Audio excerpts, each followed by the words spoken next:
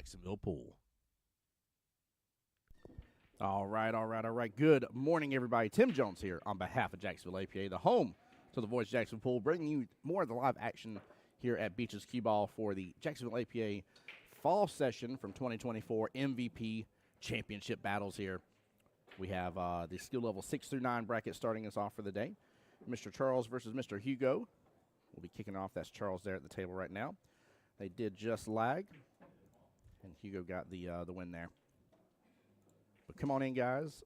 Get situated. You'll notice that right off the bat, we do have a shortened race for the first part of the day, just like yesterday. And this actually is following the same race that is in Vegas for the minis.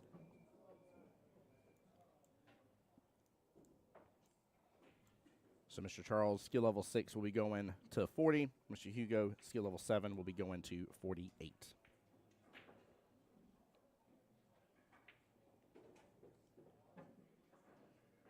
As you guys saw, we had a fantastic day yesterday with all the winners.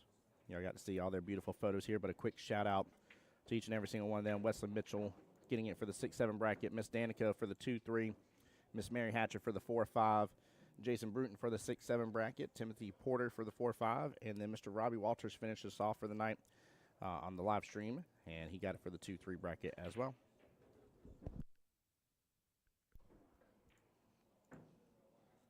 Hey, CRX on my YouTube channel says, let's get this party started. Let's get this party started indeed. Good morning to you. Well, good afternoon. It's 12:09. I've been here since morning, so I guess that counts somewhat. But let me know how everything's looking on your guys' end. Everything on my end showing good right now. We do have some severe thunderstorms coming our way, so there is a potential for some loss of internet and stuff. Just as a heads up, if anything goes down, I do promise you guys I'll get everything back going as fast as I possibly can.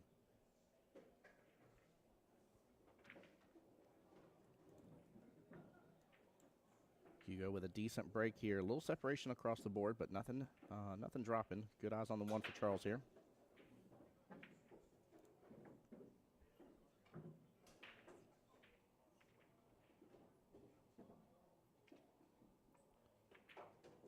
John Luca. Okay, what's going on, my friend? I see it now. CRX is like playing name. Okay, I got you.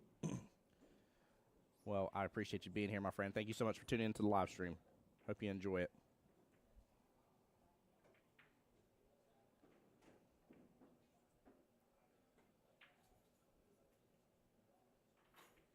All right, nice little defense here by Charles. Leaving Hugo blocked up behind the 4. Looks like he may have enough room between the 4-9 to come off bottom short rail and still hit into the 3 just fine. And he lands it perfect. QBall is going to leave on that right-hand long rail and still leave Charles with an option here for that 3-ball top left-hand corner pocket.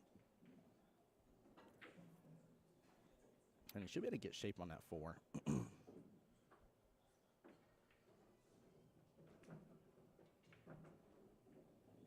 you go, coming right back downfield. Nicely done. Ooh, QBall drifted a little further than I was expecting it to for him. A little worried about his shape for the 5 here. 5 sitting not too far outside that bottom right-hand corner pocket, but it's going to be tough to control that window, and sure enough, yeah, he would have been just outside that window. Mr. Hugo back to the table.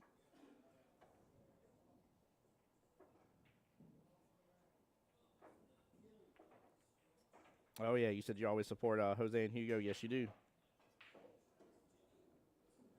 Yeah, Hugo is, you know, there's certain players, and it's not that I'm trying to be biased or anything, but there's certain players like play style and stuff that I just really enjoy, certain energy on the table, if you will.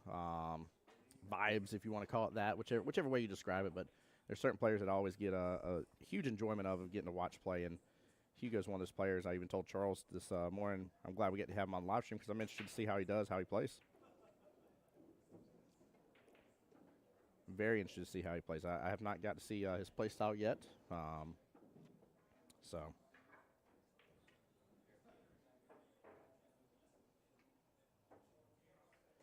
Miss April, what's up, my dear? Says good afternoon, Tim. Good afternoon to you as well. How are you and Ben doing?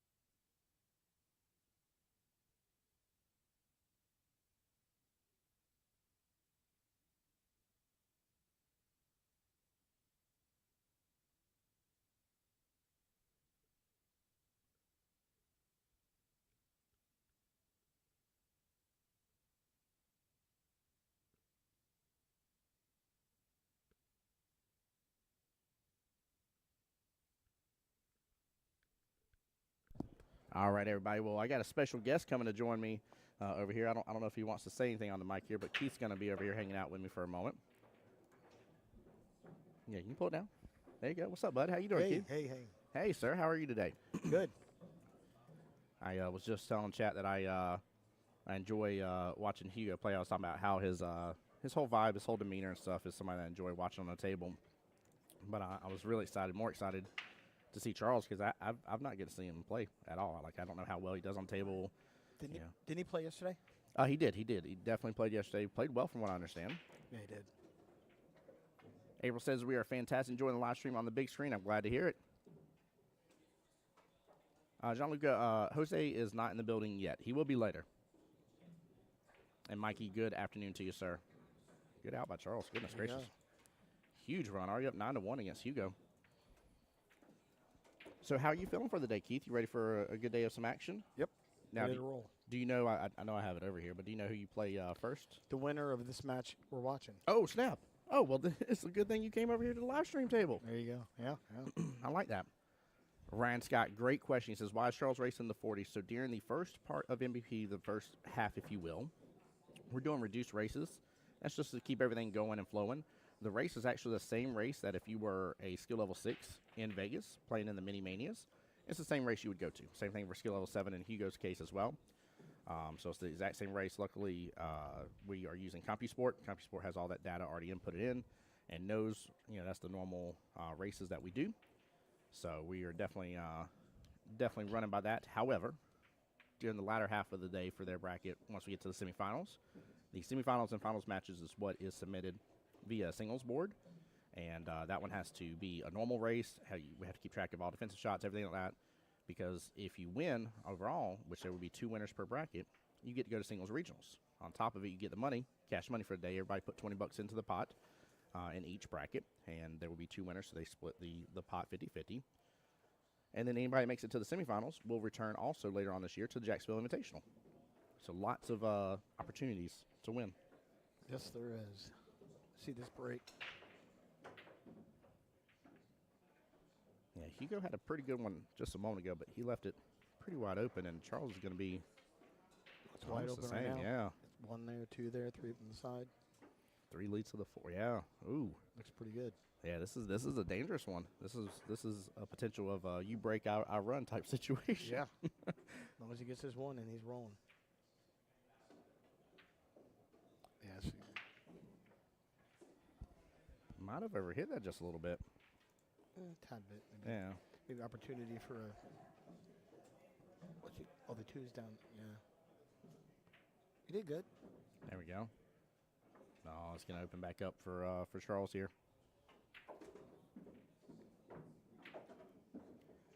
Gianluca on my YouTube side said Charles is hitting clean shots, but I'm not worried. Yeah, Hugo, I mean, once he gets in rhythm, he's a dangerous person. Like, he's very, very well skilled, well maneuvered on the table.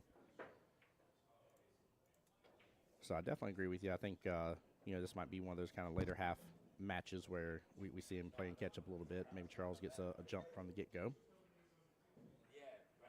Oh, we got a little bump into it. 5 side. Mikey says 48 is crazy for a 7. It's the same thing in Vegas, Mikey. I don't know if you heard me say that earlier, brother. It's a reduced race. 40 for skill level 6, 48 for 7.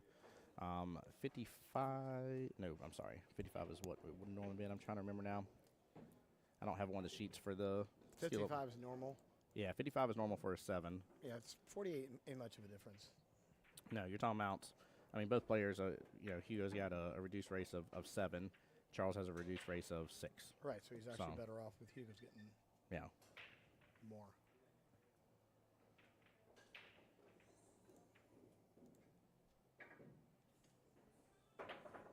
He is shooting pretty good, isn't he? He is.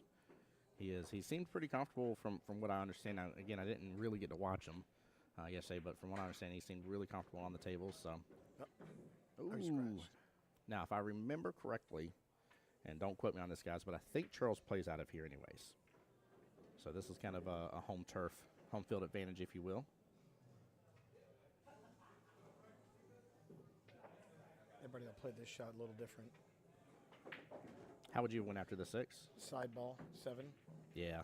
I would try to make other side over there to the right. That way you got an automatic shot to the side. 7 on the left-hand side, 8 on the right-hand side, I'm assuming is what you would have. Yeah, right there. Bang. That way automatically you get anywhere on that side, you got a shot all day long. I agree with you. I wonder if he kind of rushed that a little bit when he was setting up for that ball in hand.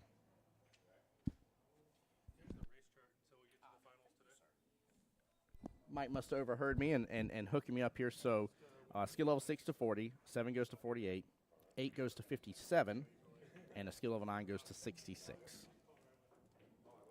So you're talking about, was that a 9-point difference for skill level 9? They normally are just 75? 75 to 66, yeah. It's not much difference. No, you're kind of almost reducing a majority, if not almost a full rack for everybody. Got what, 2 minutes? Yeah, like it's really, especially with 9-ball, nothing against 8 here. Y'all know I'm definitely biased about about 8-ball, but towards 9. But it's really not a big reduction.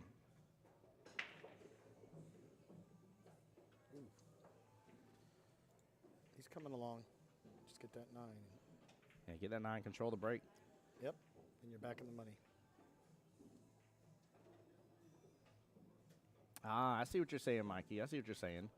Mike was saying it's crazy how he was so used to having to go to 46 as a skill level 6. There you go. Oh, nice out. But now he's going to 55, and they say in these short races, technically only 2 more points. Yeah, I mean, it's not too shabby. So it's double elimination up to when? So it's the modified single is the way the chart goes, Okay. but until the second round of the winner's side. Okay. So technically, for those that started in this round, which is labeled round 0, if you're following at home on CompuSport, technically they have 3 opponents, 3 chances to then drop down to the 1-loss side bracket. Once we get into the semifinals, though, you're done. You're done. Yep. Win or go home. Win and go home. Yep. Yep. Yeah, and yesterday, I mean, Keith, yesterday was phenomenal. I want to say 9:30, 9:45 p.m. we were done. Like, I'm talking with the entire day. Like, all finals, everything done. Like, balls handed back in to the front. Like, And that's 8-ball. 8-ball takes a lot longer. 8-ball takes longer, yeah.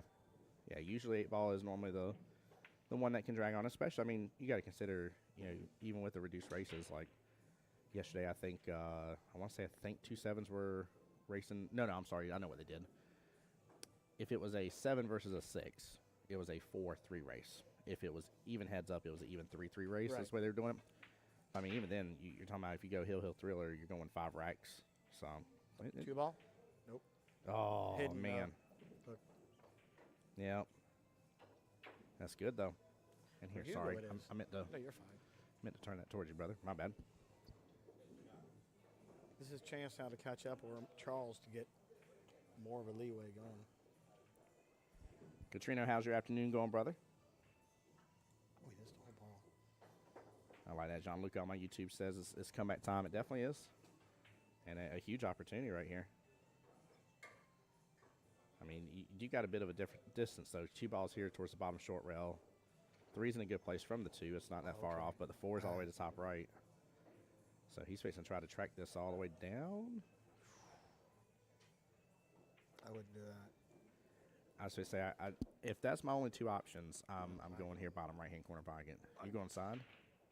Well, better than that. Yeah, I agree. I don't. This is the one I don't like. But everybody at all. has their preference because of the way they shoot. Hit Like that for second him, rail. it worked awesome. Let's go. What a shot. You know what I mean? Yeah. We see it a little different. Everybody has their kind of ways they shoot. Yep. Could be really weird, but it works for them. We definitely have our strengths and weaknesses for sure.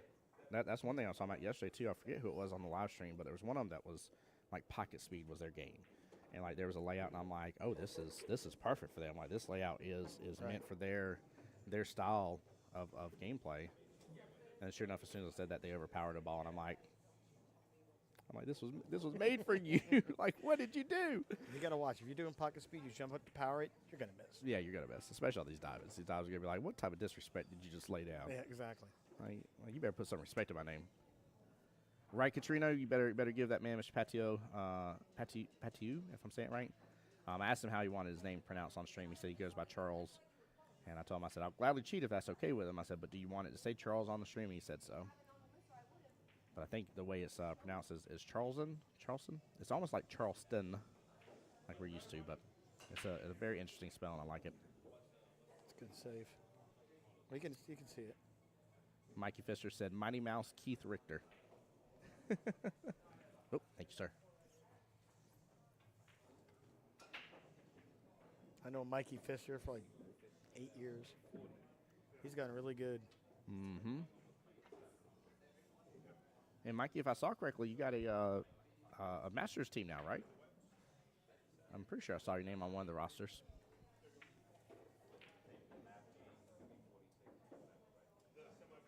What do you do here now? Man, I'm doing the separation of the C's here, so I'm going to use that 9 as my hider. I'm going to send the 5 up table. I'm going to send the cue ball to bottom short rail. Perfect. Thank you, sir. Appreciate you. Mr. Jose Santiago in the building. Frank. Hey, there we go. Look at that. Perfect. There we go. Split the C. That's all you got to do there. Don't. It's one of those my favorite defensive shots.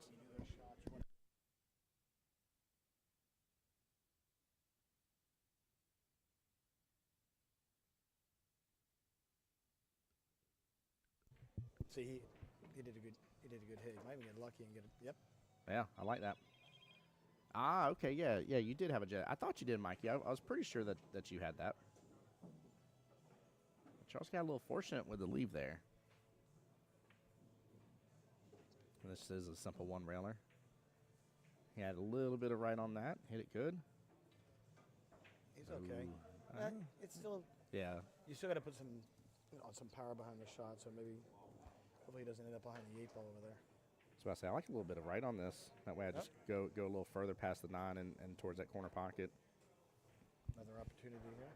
You got to get that a little closer for me. Another opportunity here. Yeah, there you go. You're good now. Good opportunity. Can't hear you, EJ. What can't you hear, sir? I can't hear you. Where you at? Perfect. Look at that leave. Beaver's here back on the YouTube side. What's going on, my friend? Welcome back.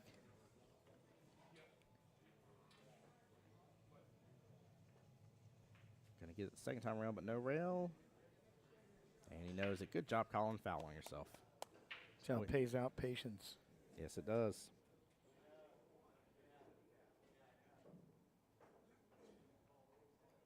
Hey, JT, what's up, brother? All right, Keith, how you running this, man? Ball in hand. The golden ticket absolutely. is here. You 5 on the side, 6, roll it forward, get it straight on, do a little draw toward the 7, come on back, 8 in the side. There we go. Just a little draw action both all the way around. Oh, am I too low? Am I really? See, straight on, little draw. Yeah. Right for the 7. Yeah, he's got a really good setup here. He's got to do a little push on that 7 and come down, but it goes in the corner. Either way you can go. Nicely done. Hey, JT, having a blessed day already, man. Already having a blessed day. Woke up to wifey cooking some fresh Korean food. Already ate me a little bulgogi first thing this morning. She's got some cucumber kimchi when I come home tonight. It's going to be good.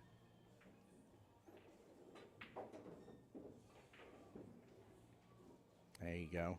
Oh, don't go towards that side pocket. Man. I was a little surprised on that. I really thought he was going to force foul a little more.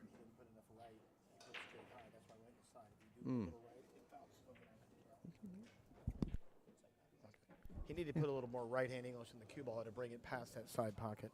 There you go. He just hit the straight high, which that angle always gets you in the side. Oh, yeah. Good shot, though. Tough. Mm-hmm. EJ, you said about to eat some lunch, brother. Hope you have a blessed day, guys. Be careful. Like I told y'all earlier, we're about to have a major thunderstorm if it's not already here, and high risk of tornadoes with this storm is what they were saying on the news. So roll this forward, 9 in the bottom right.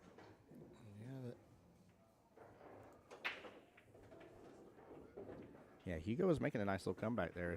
If he would have finished this rack off, could have been almost on even. One thing I don't see is Charles playing a lot of safeties. No, you're right. I don't think I've seen him play just one and he missed it. Hugo's played a few.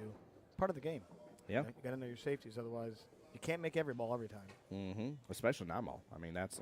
Yeah. Whoops! I overshot this just by a little bit. Okay, well now it's time to go in that safety battle. Mm-hmm. No, we talk about it on stream all the time. Keys, safeties win championships. I mean, it holds true. If it holds true to the higher ups in life, it holds true for us too. So Exactly. the rules don't magically magically change because of our skill level. Yeah, what's up, Miss Lauren? Miss Kryptonite there herself. All right. I don't believe he got anything in. Nope. Is that That 2-ball, yep, 2-ball off the bottom short rail, 4 towards the left-hand long rail there. cut the one little inside? Right down the 2. It's easier seeing it from over here, isn't it? Yeah, oh yeah. I tell people I'm like I'm skill level 12 behind the mic. Yep. But it was true, though. Look. Oh no. He's good. Yeah. I definitely thought he was about to scratch.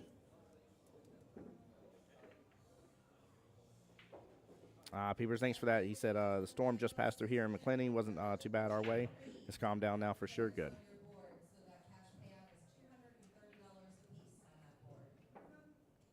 Nice. I love what he just did. So we just talked about Charles not playing safeties in this game yet. Now he just went and tried to play a very critical one. It would have been nice if the 2 would have bunched up closer to the 4. However, he felt he was already going to get ball in hand anyways. Still a good idea. Yeah, now it's yeah. a bad ball. He has to go around those 4 balls. Mm-hmm. Yep, you just made things way trickier. Way trickier. Yeah, Lauren, you're right. She says, know your average run percentage and play these runs. Play safe until you're confident you can get it out. Yeah, 100%. And definitely miss you as well, Miss Lauren. I love seeing all the different adventures you've been going on. Go behind the 4. Should go about right. You're saying kick behind the 4 instead? Yeah, the 2 ball hit the side of the 2, bounce behind the 4. Cue ball runs your first time, and over to the right it should. Oh, okay. I see what you're saying. Yeah. Just like if you hit a little hard, easier, you might get a little lucky with the leave though. Oh, don't get in that window. Oh, it clipped the 3. I don't know if there might be a sliver of it for Charles to see from there. Just because the angle where the 3 versus the 2 is, right? He might have a little window to work with. Maybe he doesn't. Oh, he almost made it. Goodness gracious! Look, looks like we've seen this before. 2 down there, cue ball down there. Right. We're back to where we were.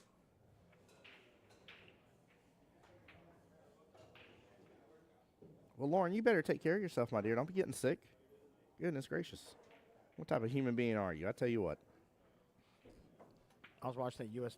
10 ball, the U.S. Open 10 ball, which is over, and they had music in the background. Yeah. During the matches. Yeah. It was really cool. It was I like like that. elevator music. But it was like going to the tune of the balls. That's funny. It was pretty cool.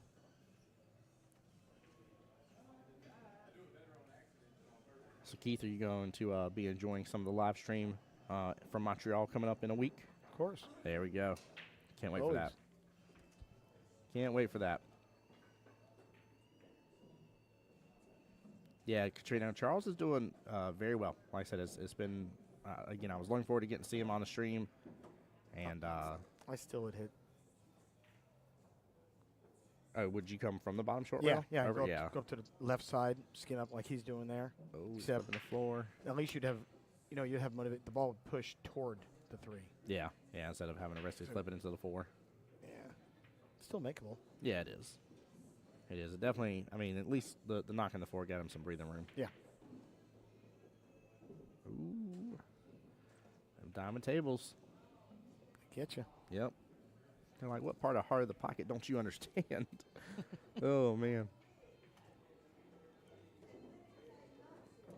Well, I'm a little interested to see about getting a leave here on the 5 in a moment. There's definitely a window there. It's just, oh, he's good now. Yeah, but the 5's going to be the pain in the butt unless you have a team of an angle. I'm almost hoping he can leave the cue ball right where the 4 is almost. True. Oh. Yeah, you're right. Yeah. No, he did it. He did it. He did. It jumped up. I mean, it works. Oh, man. He goes showing out for the live stream here. And Keith, I think JT's saying hi to you, by the way, in chat. JT, hey. Mr. Isabella. Surprised I don't see him there. I think he's trying to give some other people a chance to win. Look at that. Nice shot. Just tap it in, man. 8 in the side. Yeah, he needs to finish this rack and control the break. I'm not going to say for sure he has to get something on the break, but he's kind of getting to that almost midway point now in the matchup where it's got to start shifting. Tied up scores are going to kill them.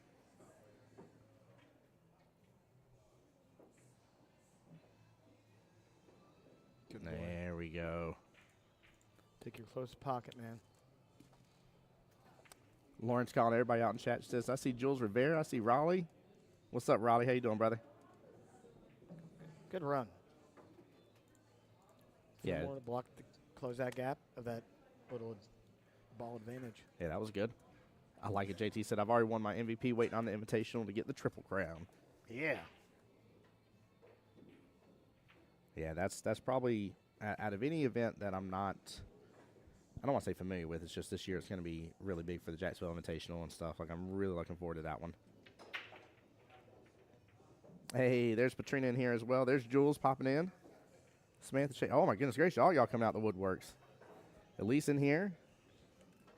Elise over here rooting on her man. I'm heading out. Okay. I'm going to go check everybody out. All right. Good luck to you. Hey, man. Appreciate you so much for hopping in the stream with me. Guys, give it up for Mr. Keith Richter there. Show the love and support. And appreciate you, brother. He'll be, like he said, he'll be playing the winner of this matchup. And it's funny, he came over here by the live stream table for a moment. I was like, "Oh, you coming to join me?" He's like, "Oh, I'm just seeing the match for a moment." And I'm like, "Man, come on, get on his mic with me." In fact, right now, let's see here. Not playing yet, waiting on winners here. Ronnie Swopes, Mark Whittington, Paul Miller, Keith Richter, Jose Santiago, Joel Dabney, and Stephen Highsmith Jr. They're all waiting on winners from these matches right this moment. Hey, see you soon, Jose. Drive safe, brother. Drive safe.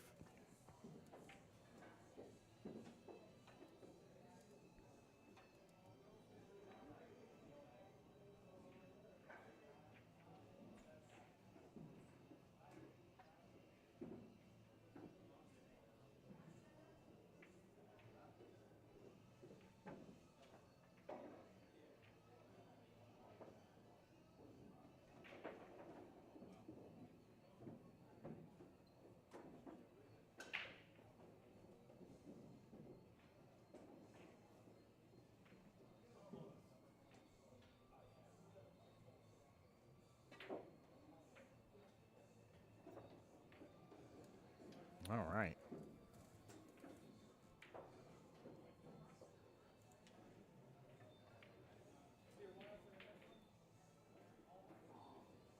Well, that was a great break by Hugo.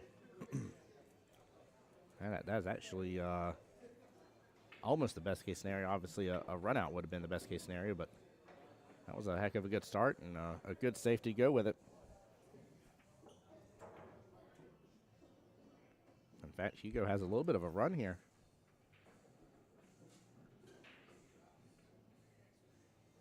There we go. Nice smooth stroke there in that left-hand side pocket. 3-ball setup as well. 4-ball in good position. I mean, honestly, he just wants to get back top half of the table for the 5 after. So he just needs to keep that in mind.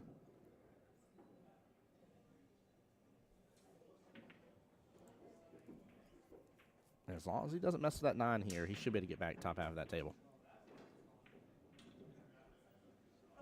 There we go. Lauren, I apologize. I haven't explained it since you come in stream here. So we are with MVP tournament. The first half of the day until the semifinals, we are doing a reduced race. Charles is a skill level 6. Hugo is skill level 7. CompuSport has it programmed in there to where we can utilize the same races that they would do in Vegas for Mini Manias for 9-ball. And so we're doing that to keep the day progressing because we have 3 total skill level tiers, in which there's 2 brackets per tier, so there will be 6 winners today. So there's a lot of pool to be played. So that's all. It's just for reduced races. Now, when we get to the semifinals, it's regular races because the semifinal and final match goes onto the singles board, and that's what gets you into the regionals in the fall. Hey, Derek says, let's go, Tim. When is the CPA tournament, and are you streaming? CPA tournament is this coming week. We are T-minus not even a week away. I head out Thursday. We'll be there late Thursday evening, nighttime. and then everything should kick off on Friday. And it's going to be amazing.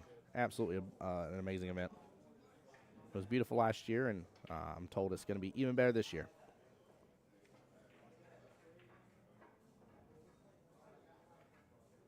And even more interesting as well, by the way, it's going to be played on 7-foot Predator tables. So I'm very interested to see how the gameplay goes with those.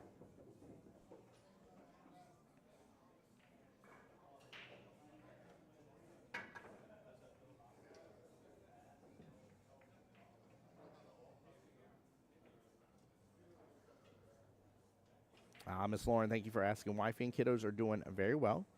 In fact, they'll be on their way home from church here in just a moment. But no, they unfortunately won't be going to Canada with me. It's a bit of an expensive trip to make that happen. I would love for it if I continue and am able to continue doing the live stream and commentary for that event.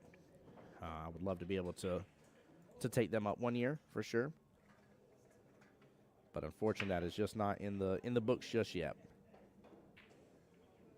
Oh, yeah, Derek. Very busy. Very busy. So I literally have, oh, no. Hit on that 9-ball. But I have this event this weekend. Next weekend is going to be the CPA Montreal Invitational.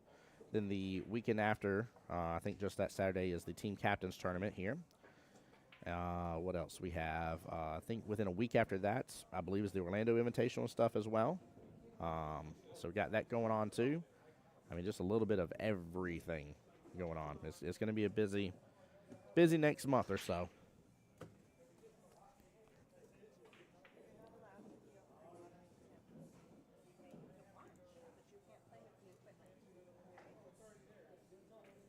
Hugo's sitting in a prime position now. He's doing very well. This is exactly the turnaround that had to happen in this matchup. He is literally making it happen right before our eyes. This is really good. Lauren, I did. James Brown showed me the announcement just a little while ago. Just a little while ago. I am so stoked about it.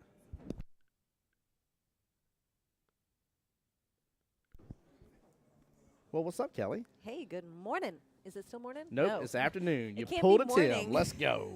It can't be morning when we started at noon. Mm-hmm. Duh. I know. I'm the same way about it. I'm like, I keep calling it morning still. Mm-hmm. How's your day going? It's going good. I just carried around coffee and cuddling with a little kiddo here. With a little Miss Melina in her cute dress. Yeah, Lauren, I'm definitely excited about it as well. It's going to be great getting to have a bunch of the higher-end pros and stuff right in our backyard again. So it's definitely going to be cool. Well, Hugo is doing it to it now. Very proud to see the turnaround. I mean, Charles jumped. Yeah, I was he just jumped out of the gate. wrapping my brain around what was going on here. Mm-hmm. Has it been some good back and forth on running? It has. Hugo, right now, in terms of rating the player and the shots and stuff, I feel like Charles is better being on the gas pedal, not as good on the defensive side. Hugo's been able to shift things around, getting on the defensive side and accelerating when he needs to, getting back in shot and in gear. But if Charles has I wouldn't even say a hard run, but a regular run, he's going to run a table out on Hugo. So this definitely ain't over yet. We thought that was the case. Seeing this one for the live stream match, we're like, both of these guys, they can run a table here. Let's see what happens. But that's probably true for just about anybody in the 6 to 9 bracket. Yeah. So 6 to 9, we're on 8-foot diamonds. I mean, it doesn't. You get one on the break, get a goose egg as a little reset in the middle of your rack here, and don't have anything clumped up. Yeah, the run is definitely on. This is the largest the 6 to 9 bracket has ever been.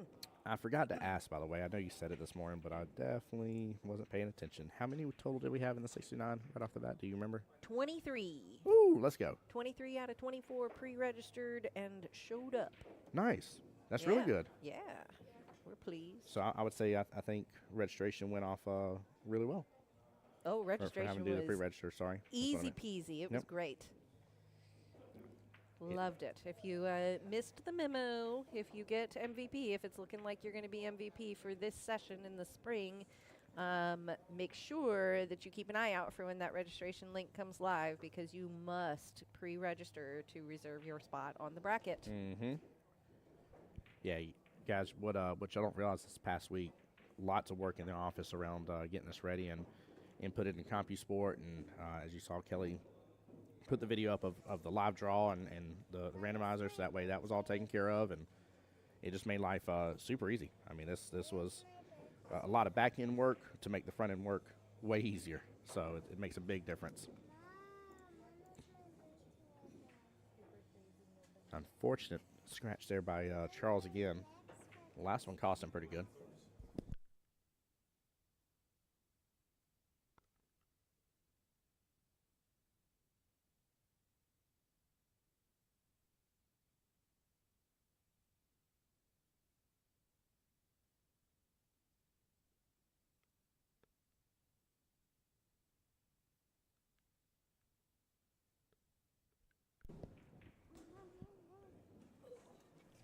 Guys, also, we've had this come up a couple times. I just want to reiterate, too, unless otherwise stated, usually for high-level tournaments here, no headphones.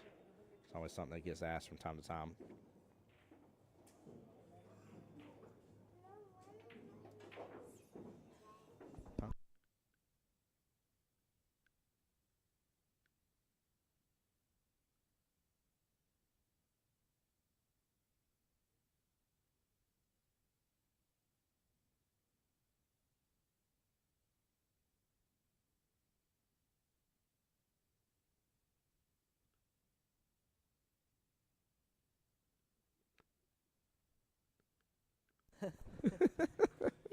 I'm over here trolling Kelly as much as I can. Oh, my goodness.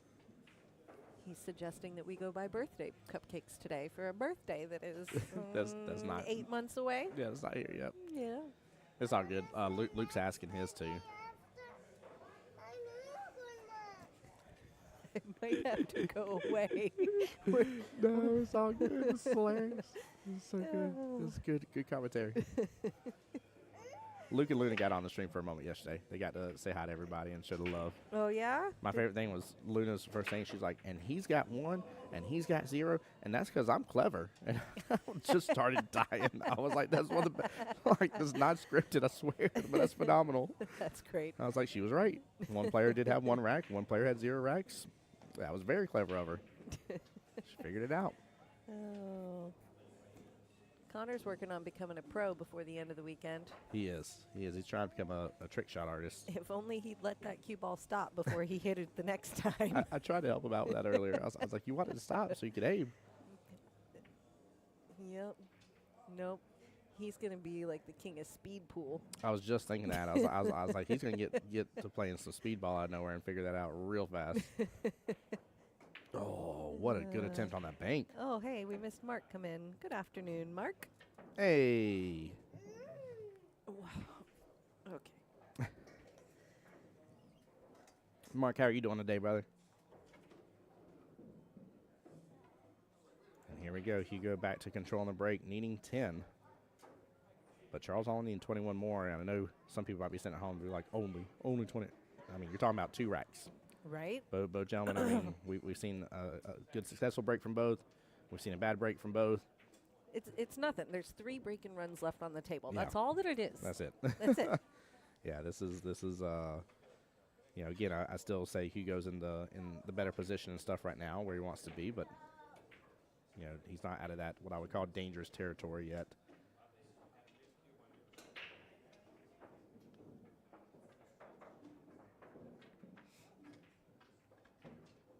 Mark says he's doing pretty good. How about you all? Man, having a blessed day. I'm happy to be inside with that storm coming in and stuff.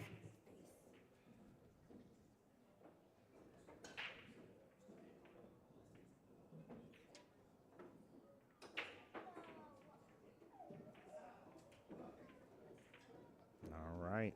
We are off to the races with that break.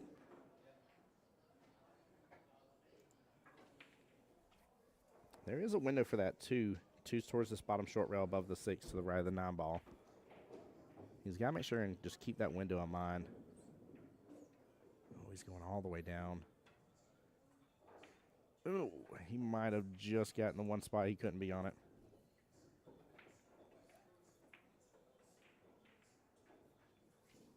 Yeah, I think he snuck it up with that 9 ball. He may still be able to get just at least a good hit and clip the 2 maybe towards this bottom short rail.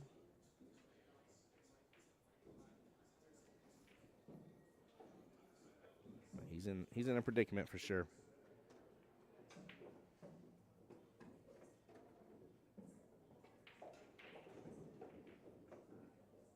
There we go. He's able to get a good hit in. Just went off the right-hand long rail and did a one-rail kick into it.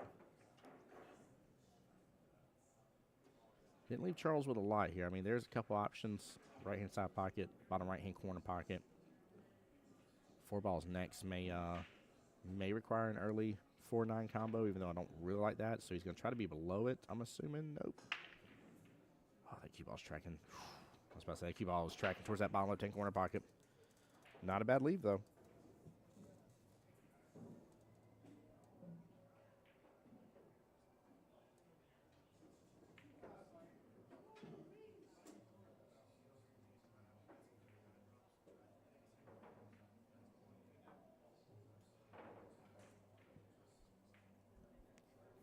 There. Oh, okay.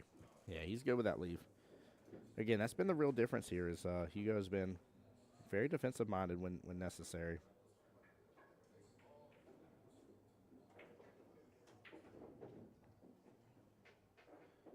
All right, that's going to hit the 9 potentially. Yeah, just barely. Ball in hand to Hugo.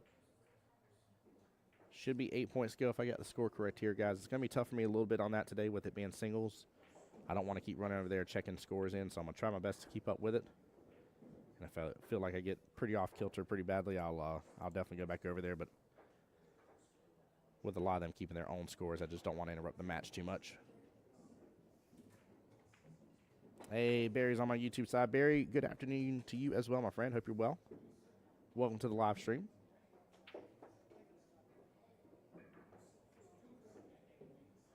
Also, guys, we'll see with them having a pretty good lineup of other players here. We'll see if we're close to having another match on the live stream table right away. I did have to kill stream a little bit yesterday off and on because there was 15, 20-minute wait. But overall, we're going to try to keep the stream going as much as possible for you today as well.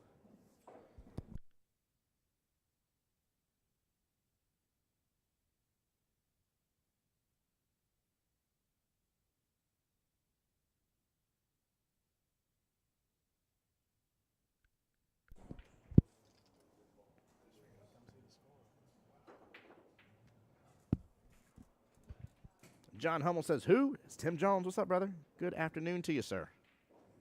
How are you?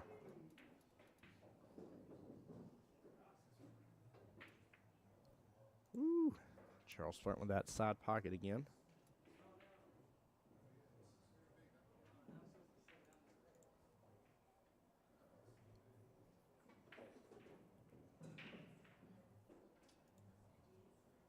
Oh, don't get right up on top of the 7. Wow, look at it slow down there at the end. He's got good shape on this.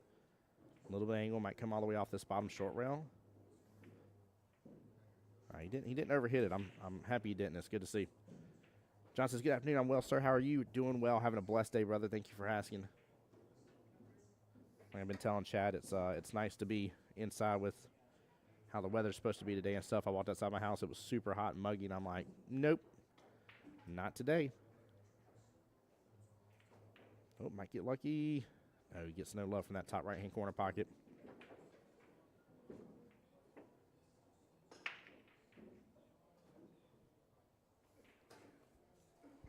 Yeah, it's always a good day when we got a good tournament going. Some good players in here. We had a great day yesterday.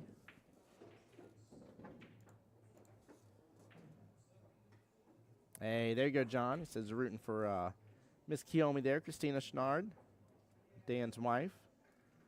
Wonderful, wonderful person. Good league player. I like that, brother. That's good. Should be 23-45 on the score here. I might be off for somebody on this, maybe 1 point one way or the other, but like I said, I'm going to leave them alone, especially now they're towards the nitty-gritty tail end right this moment.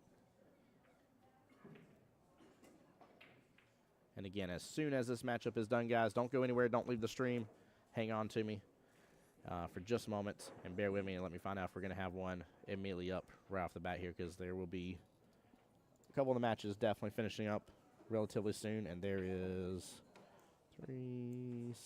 6, looks like 6 people on deck waiting to start a match. So they're waiting for the winners of these matches that were already called.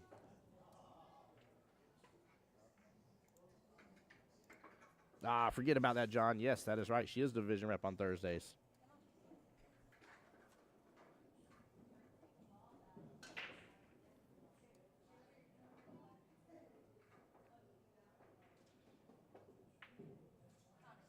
Oh, 8-ball did not drop, but the 3 and 4 are playing blocker to the 1. Charles not really left with a lot here.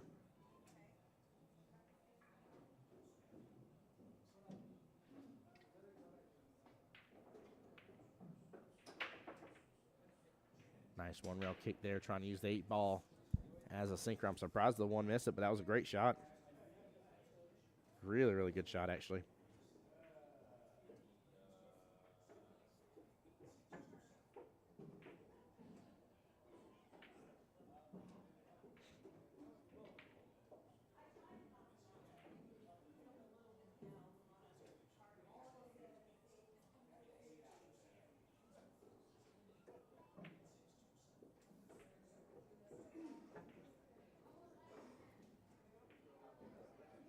There we go. Here comes that defensive-minded Hugo that I was talking about earlier. Trying to use the 3-ball there. Overshot it just a little bit, but that's the 2 off this bottom short rail, so Charles really got to use some outside here to be able to clip it and get back over. And try to, just a small miss on the 1.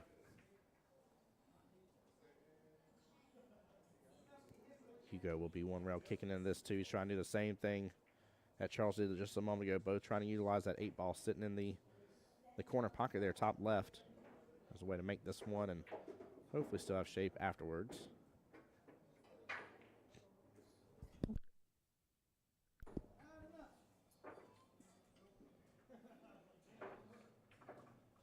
All right, that is open up now for Charles. A little worried there's just a lot of traffic for him to get back through towards that 2-ball, but I think he may be able to go 2 rails on this. Come around the corner. There he goes. Get past the 6. It clips into it. Oh, unfortunate. Slows down right there.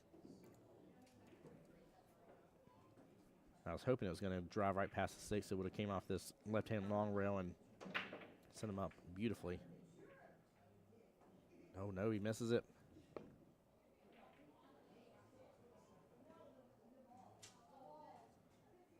Very unfortunate. This could spell the end of this matchup here. Table lays pretty open now. And even if I'm off on score by a point or two, there's a lot of easily grabbable points here for Hugo.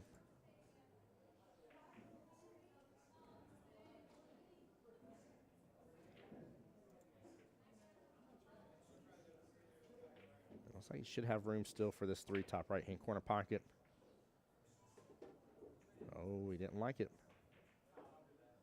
That 7 must be playing blocker here a little bit, potentially. From camera angle, looks like he's got the open space for it, but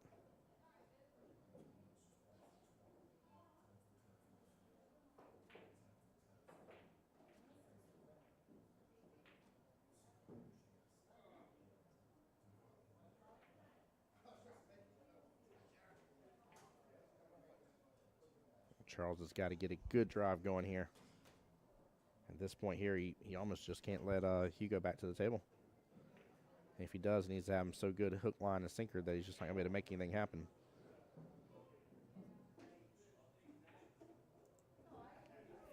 Luckily, he got a little back and forth here. It's going to be interesting about getting from the 5 to the 6.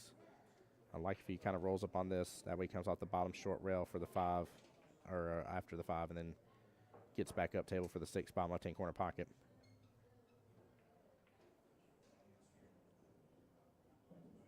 If I got the score correct, that should be all she wrote.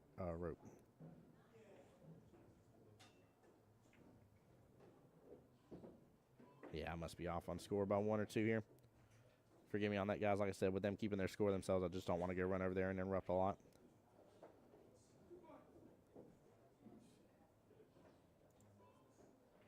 Matt, how you doing today, bud? Welcome in. Didn't see you hop in stream here.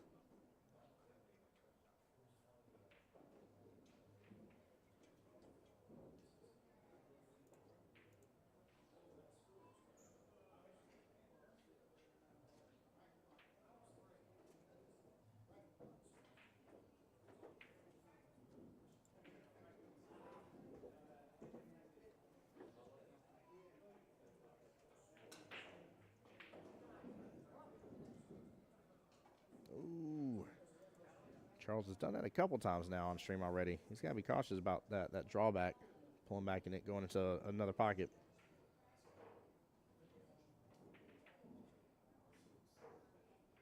Oh, small miss on that 9 here. It's going to open right back up for the same corner pocket for Hugo.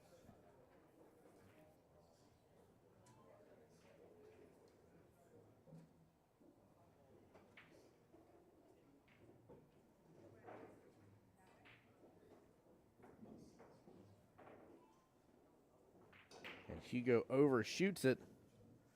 Charles still lives for another day. I think Hugo's going to say he's good at this point. Give me 1 second, guys. Let me go double check that score real fast. Be right back.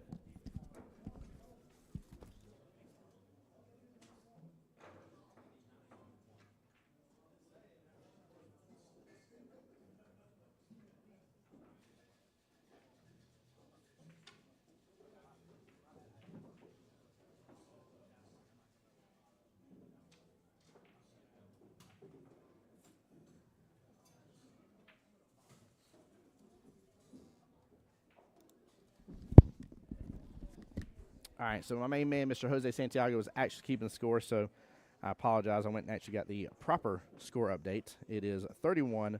It is a 9-1 race.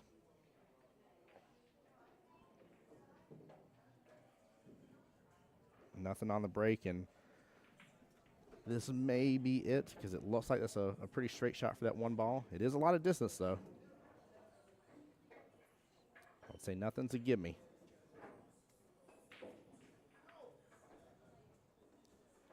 Hugo stood right up on that shot. If you kind of notice, he kind of jumped up a little bit after his stroke on that. Charles is getting some revitalization out of this, too. He knows it's within striking range.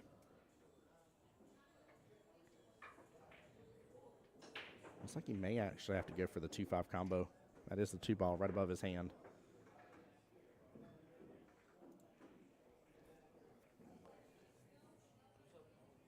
It's hard for me to tell on the camera angle. There might be enough room. He set up as if there's enough room to slide it on by. Yeah, there definitely was enough room. Nice shot. Get a little bump off the 4. He's got good eyes on the 3. May just have to ride between the rails for that 4 ball. Yeah, he's trying to make it happen. But what a leave on that 3. Wow. Is 7-1 left in this matchup here. This is what I was talking about. There was that definite danger zone with how Charles shoots and stuff, that if he's able to, I would say, remain on the gas pedal, he'll be good to go. And like I told you guys, Hugo wasn't out of the woodworks yet on this. Nice hit by Hugo, leaving 3 ball off the top short rail. See some of the, looks like the 4-5s rolling in here as well.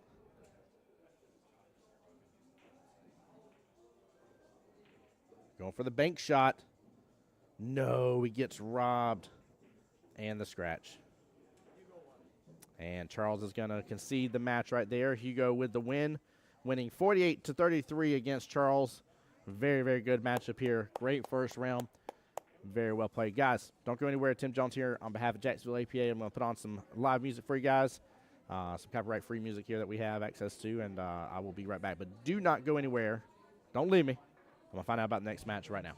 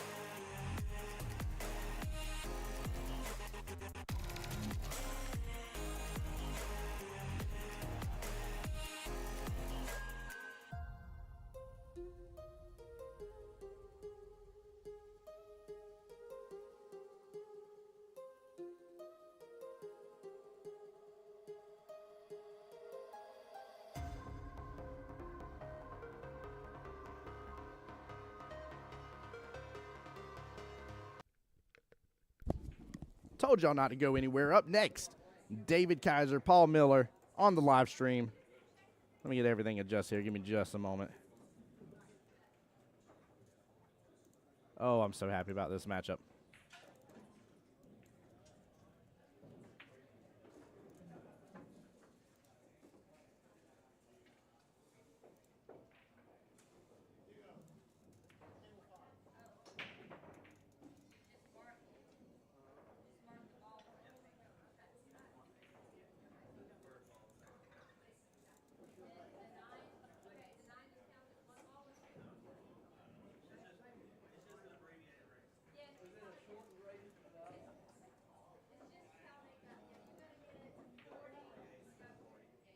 All right. David, skill level 8, race to 57. Paul Miller, skill level 7, race to 48. Let's go, guys. Oh, my goodness gracious. What a nice little back-to-back here. Very excited for this matchup.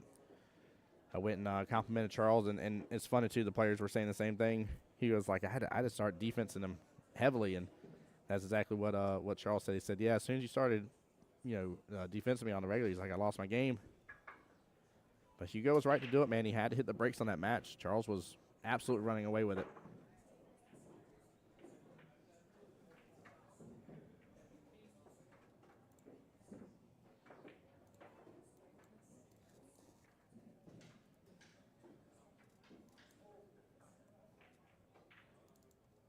All right, make sure all my score stuff is reset on my end.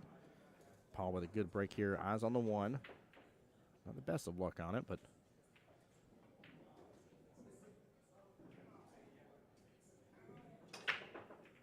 I would say that's not going to be a bad lead, but that 1 is makeable for a back cut in that left-hand side or corner pocket.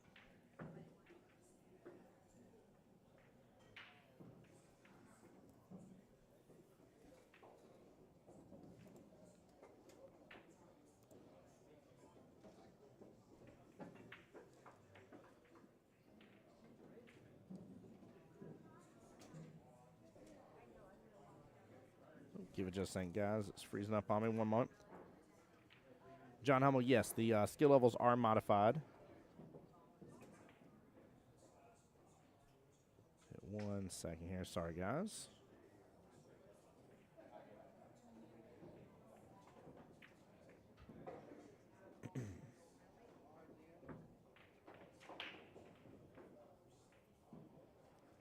There it goes. Not sure why it just froze up on me there. Sorry.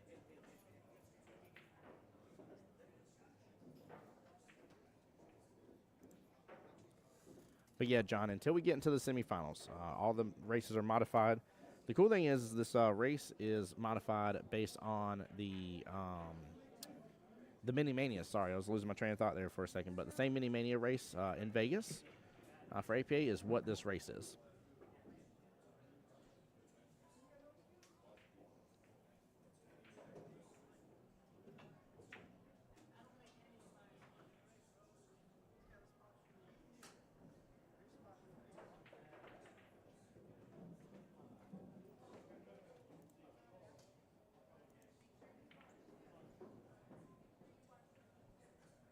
Paul looking at that 4 ball here after the 3. Should be able to come off that top short rail. He's just trying to make sure the 4 goes in the left-hand side pocket. Doing a 4-6 combo would be a little tricky there, so he wants to make sure that 4 is definitely able to go in there. I'm assuming based on the leave he just got, it's good to go to that left-hand side pocket. That's why I set it up that way. Welcome back, Kelly. Hey there.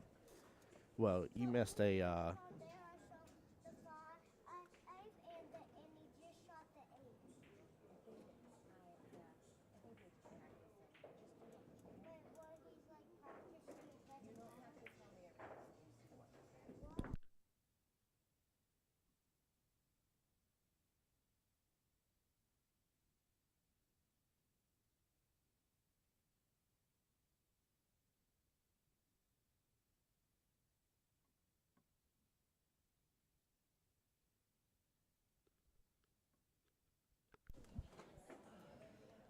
Well, welcome back, Kelly.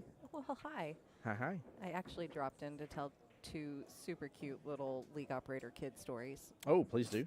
So if you're in the room, Connor, who is 6, and all of 30-something pounds, is walking around in one of our ref jerseys, and because he really wants to ref, and he's been asking me to teach him the rules, and he really wants to ref. So he knows that they're supposed to hit the correct ball next.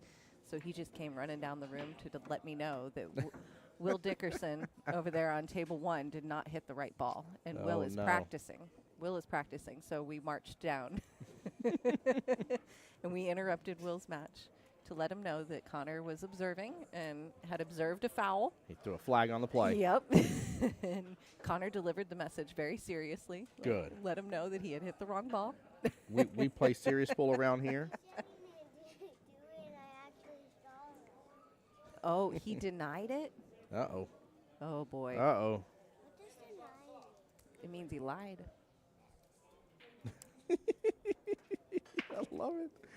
So then Connor found one of these. Oh, yes. Play, which is one of the APA cards around the room, and that are for promoting the league, and they say play your first match free. Mm-hmm. And Connor is learning to read, and he handed me the card and asked if he could keep it, and told me that way when he played his first match soon that we wouldn't have to pay for him to play. That makes sense to me. So he was very wise. Okay, and he is going to go store that in his backpack for when he can play his first APA match.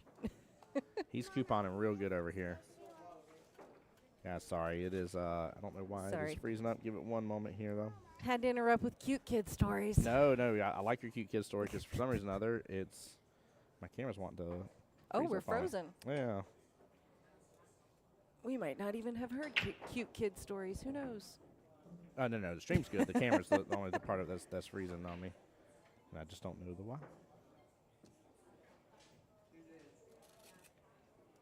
Meanwhile, the other one is taking off her Little Mermaid shoes. Those are nice Little Mermaid shoes, too. Those are some slides.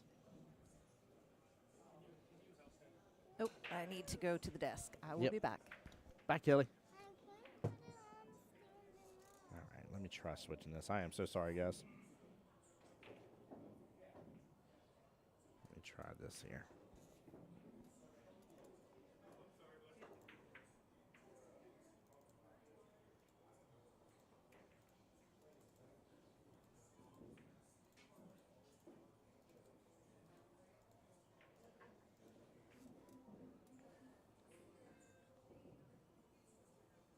This is a skill level 8 versus skill level 7, Derek. Again, sorry about the technical difficulties, guys. I'm trying to get it reconnected back up. Please do bear with me for just a moment.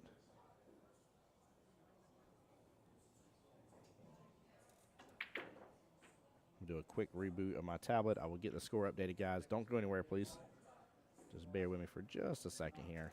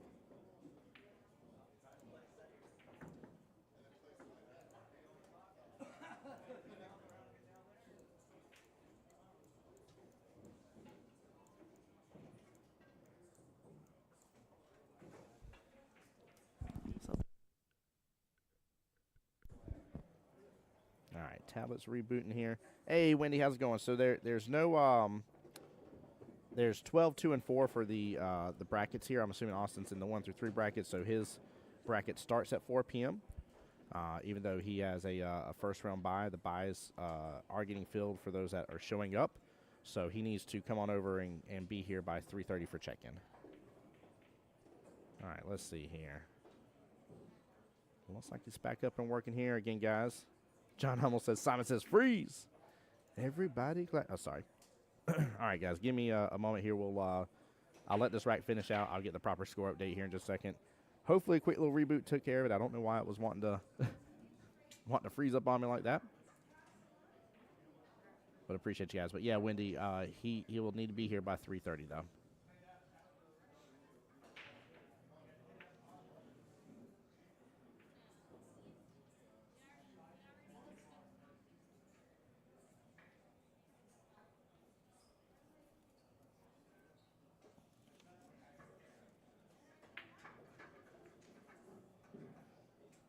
Definitely a workable 4-ball.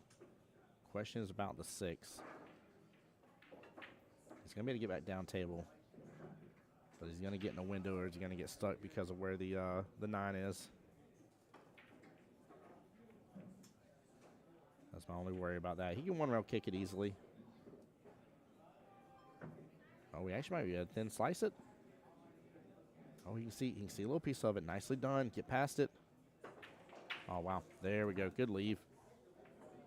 Good leave. Nicely done.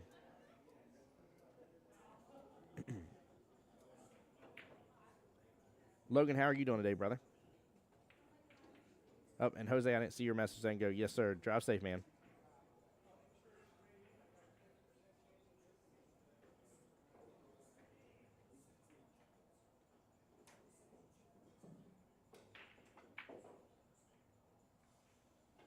Nice hit by David. This is going to open up a little bit, but is going to hide behind the 8. He gets a little table love there. A little Orion's belt, if you will, with the constellations aligning here.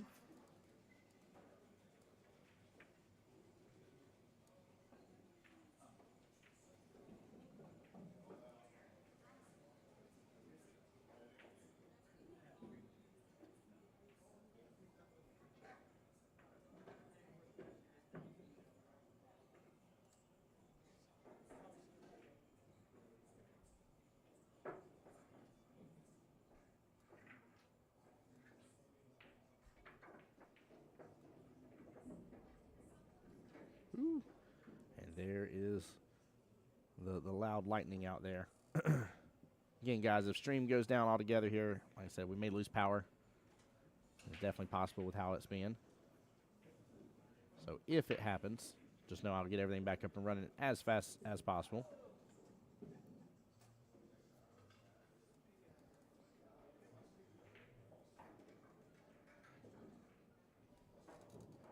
Taylor, let me do this.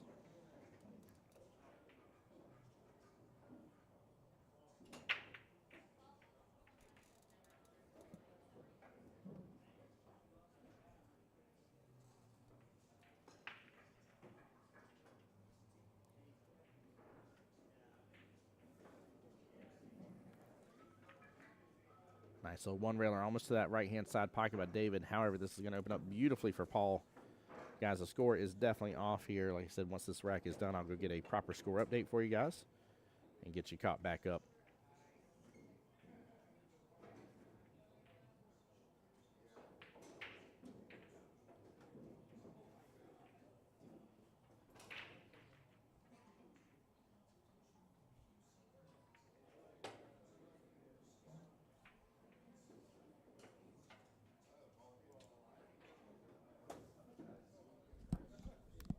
Guys, I'm going to be off mic for just a minute. I'll be right back.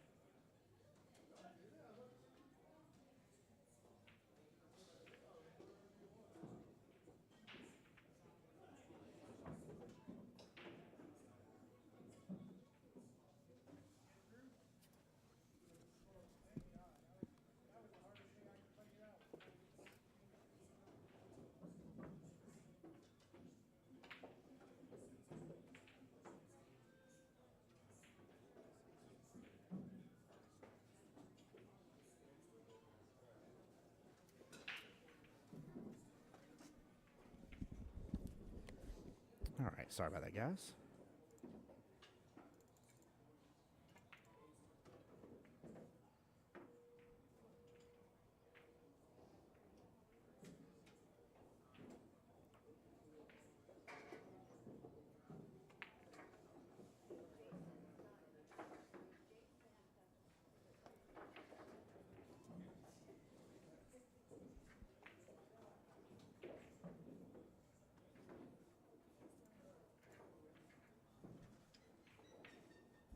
All right, score should be up to date and rocking and rolling for us.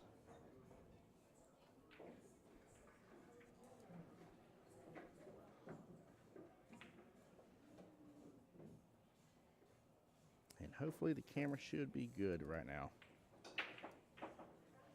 We'll see if it behaves for me.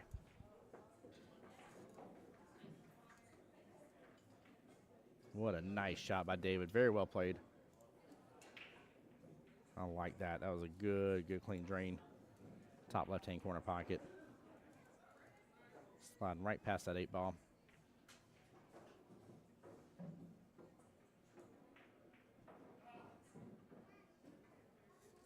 Fortunately, that clip on the 4 is what left him not good shape on the 3.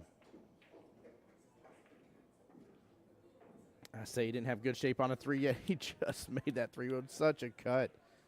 Goodness gracious. Great job, David. Well played on that one. May end up going 2 rails, being on the left-hand side of the 5 after the 4 here. Oh, he's going to get on the right-hand side. Period. He'd end up being behind it. A little bit of a stretch here. Luckily, David's a taller guy, so it shouldn't be too bad for him.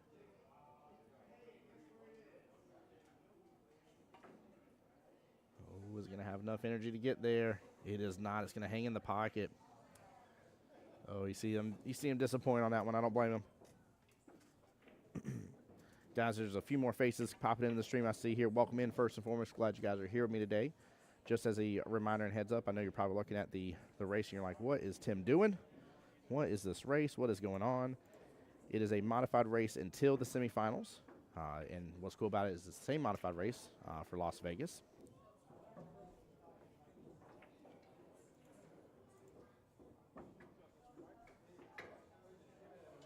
I may have to switch that camera out. Let me try.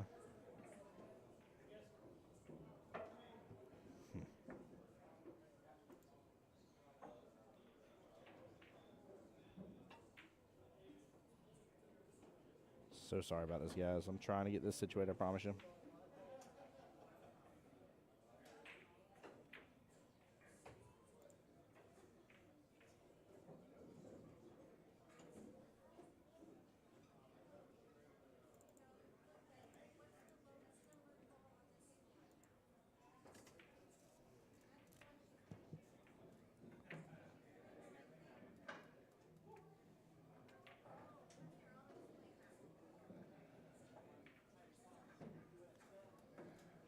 Sorry about this again, guys.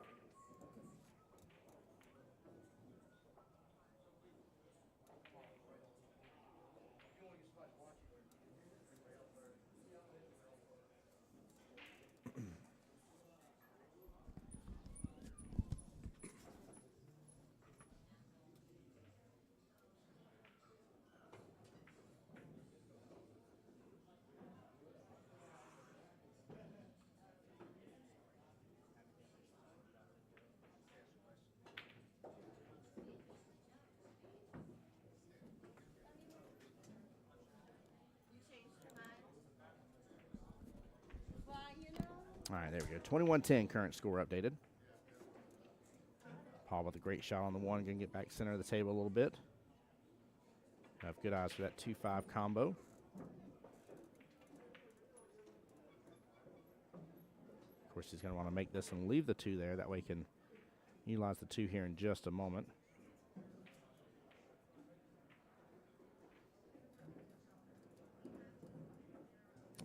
did not want to make both of those. That was the only downfall. He was going to likely run into that 4-9 situation regardless. If the 2 was left as a hanger here, he'd have good eyes for it to then position himself better for the 3.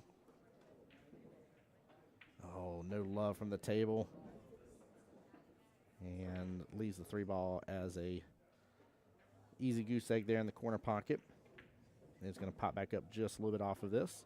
Take that forward, bottom left-hand corner pocket. 7, of course, top left.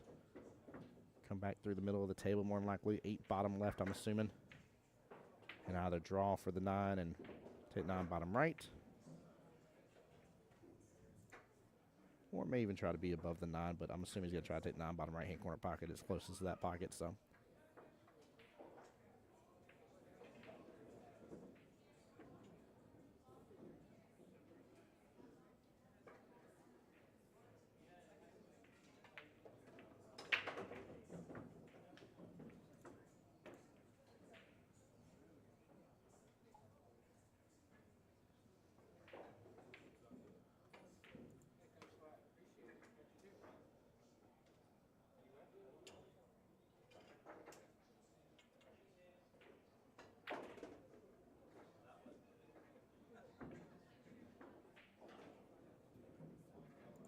There we go. Nice run. Nice run. Nice. I figured he ended up drawing from the 8 to get to the 9 bottom right-hand corner pocket.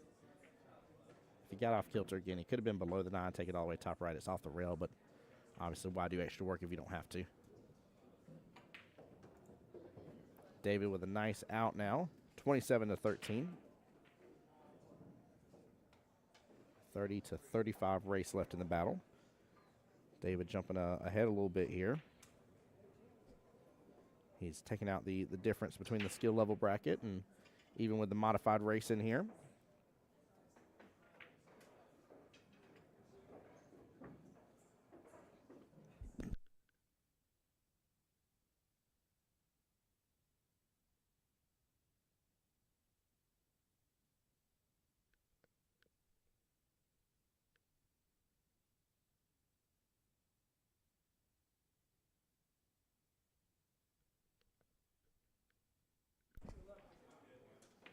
Well, a decent break, but an unfortunate scratch on it.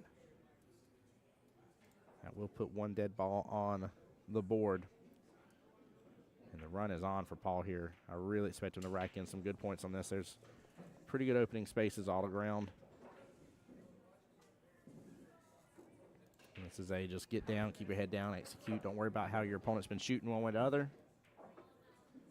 So, hey, what's up, Damien? How you doing? Ooh, Damien with a prediction here for the 6-9 bracket. Says, I think David will win it all. I like that, man. I like that. I'd love to hear from everybody else today. Who else thinks is gonna take home the cake? Mr. Foddy. What's up, buddy? Foddy, why are you not up here? Barry on the YouTube side said, are they both 7s? If so, what's the race for modified? Yeah, so David's a skill level 8. Paul is a skill level 7.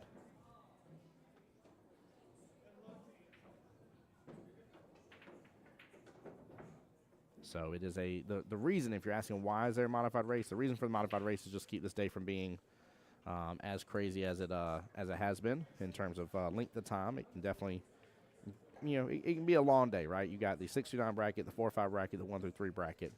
In each bracket, you're going to have 2 winners each, 6 total winners throughout the day. So it definitely can be a long day. But what's cool about this modified race, it's the same one for Mini Manias in Vegas. Fi says I'm coming over in a few minutes. Nice, brother. Good. I look forward to seeing you today.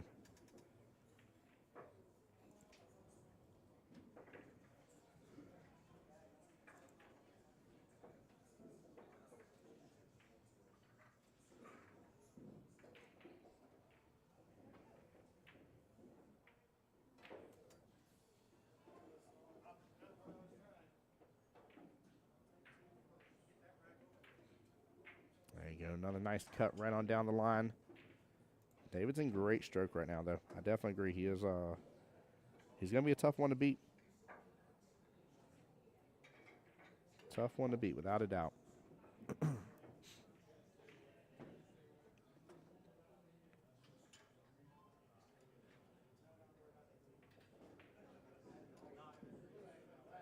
little side pocket action. QBall should get right back over. If he can get above the 7, he's even better.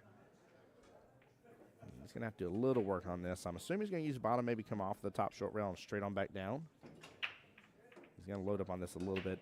Could actually use a little bit of left here as well. There we go.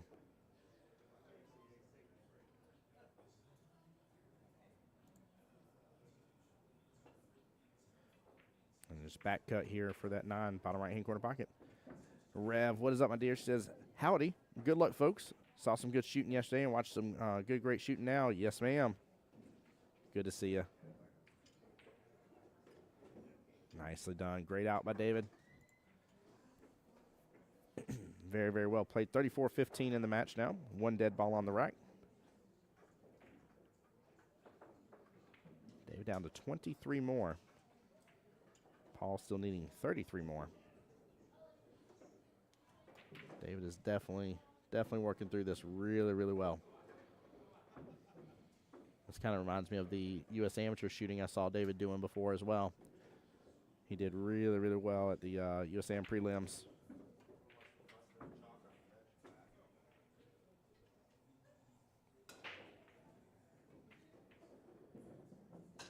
Oh, does not scratch on the break.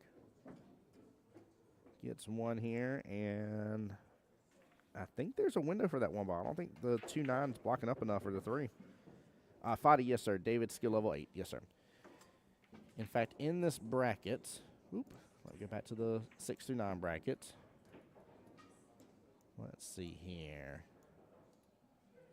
David and Carlos and Jason are the 3 skill level 8s. I don't know if Mr. Nick is here today or not. He's already in the 1-loss side of the bracket, but I don't remember seeing him come in. Now, I could be completely wrong about that. But if he is here, he is the sole skill level 9 player in today. I don't see another one on the list here unless I'm mislooking. But we got a ton of 7s and some 6s sprinkled in. But again, there's 3 skill level 8s inside this entire tournament right now.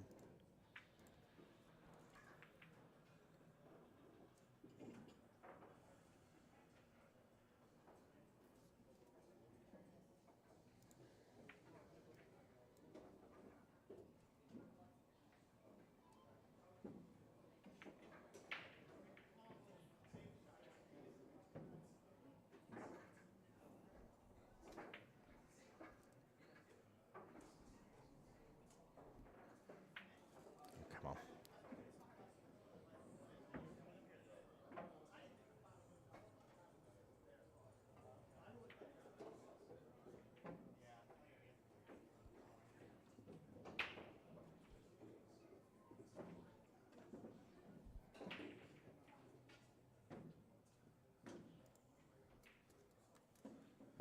Guys, after this this matchup is done, I'm going to reboot this tablet again. Hey, Kevin on the YouTube side, how's it going, my friend? Yes, you are not incorrect about the race here. That's the number 1 question of the day. This is a modified race that we're doing there in the first half of the day here. Once they get to semifinals, it will be their full-on race from that point forward because the semifinals and finals is what will be submitted for a singles board for them and what will get them entry into singles regionals in the fall. Please note, guys, I am aware of the camera issues. I do ask for forgiveness on that. I don't know the why behind it, but I'll try to reboot some stuff here as soon as I can in just a moment. But great question, Kevin, on the YouTube side here.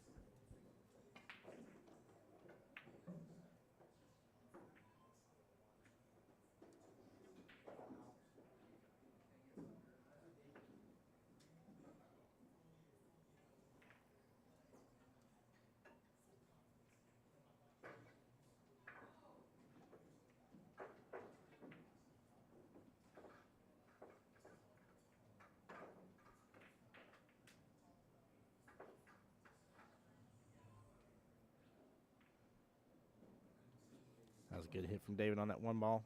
Going to be a good leave, too. Paul will have to work towards draining that all the way up table, and that's going to be a tough shot.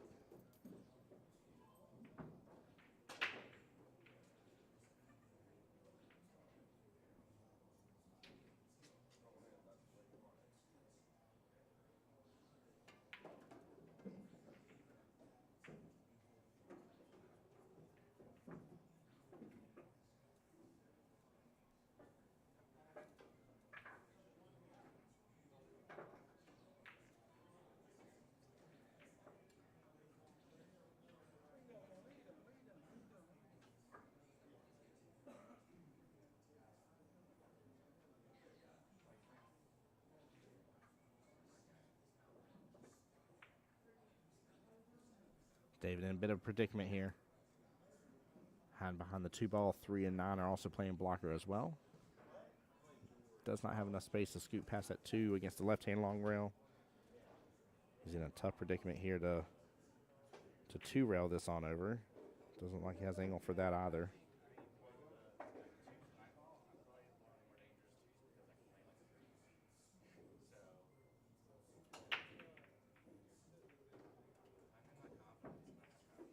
All right, hold on real fast, guys. Let me do this.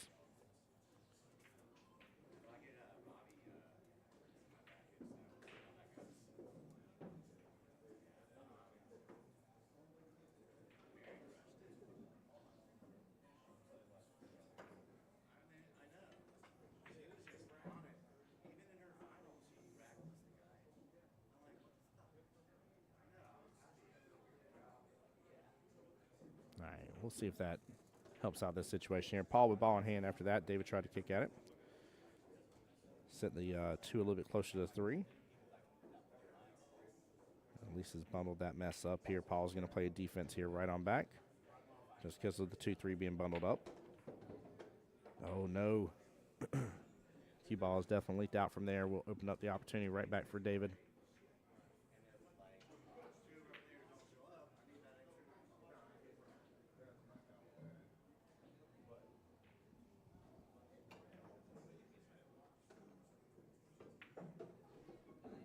David even has the ability to get into a window for this 2. I think there's enough room if he's to the top right of it to still drain the 2 in the same bottom left-hand corner pocket. It's like he may have kind of jabbed at that a little bit, but he got, I mean, he's literally perfect shape for that 2 bottom left-hand corner pocket again. That was definitely a good try. We'll see if Paul can do the same. Again, he's just trying to get in a little bit of a window for that 2.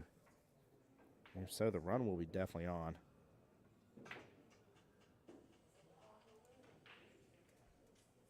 I feel like Paul was actually going for the breakout there instead.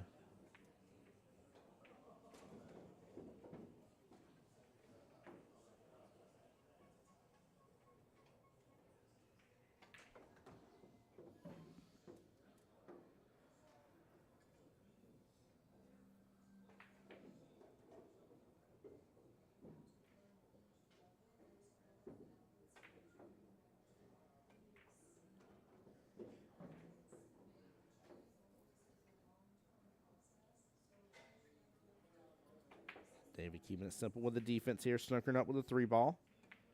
I like that play a lot. That's actually one of my favorite defensive shots right there. Anytime you can get that and it comes up, and especially when you don't have the run and stuff, that is absolutely a top-notch defensive shot. And I think realistically my reason for liking that defensive shot a lot is just because when you see the pros do it and they land it, you don't always see their opponent, getting out of it. And if it's tough for a pro to get out of, it's going to be tough for us.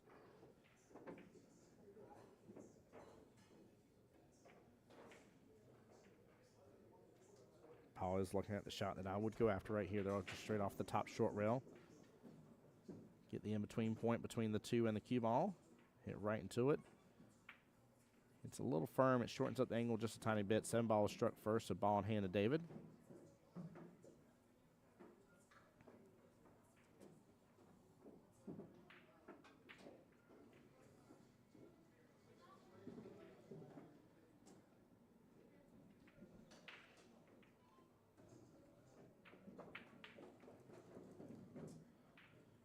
David using that nice drawback that he has to get shape back for the 3.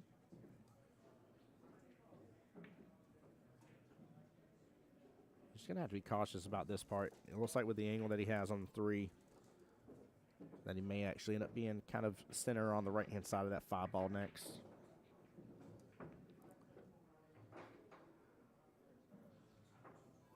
Has a big, big clip into that 7.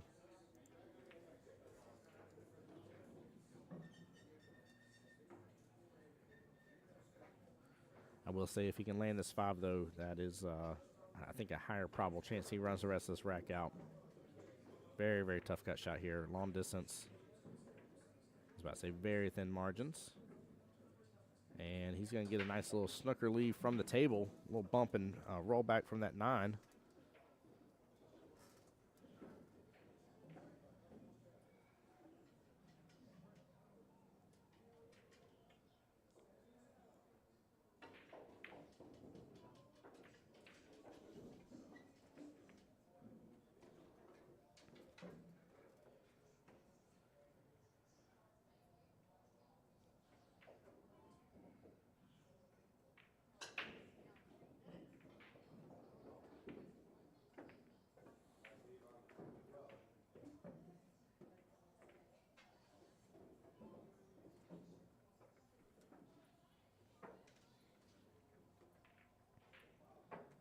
Paul's in a predicament here on this one. This is very, very similar situation as what Dave was dealing with a moment ago.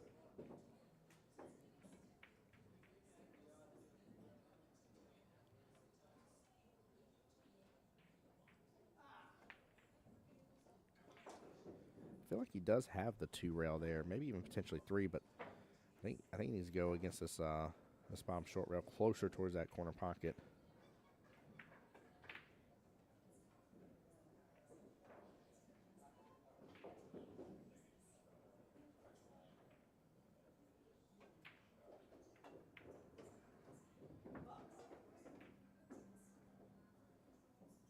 Well, the run is definitely on.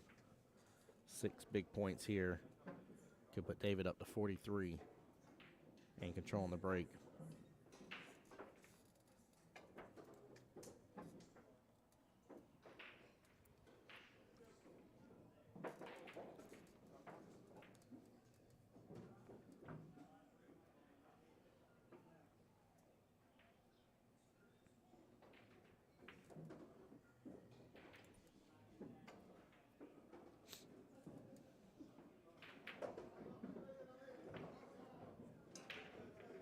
Ooh, stop shot it got a little close at 8, but he should be fine.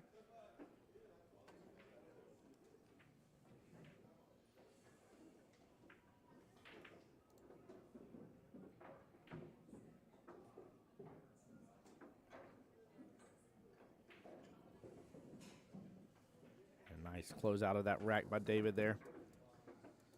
Just unfortunate little lucky leave after David's shot there on Paul, and you can definitely tell Paul is a little frustrated from this. Can't blame him on it.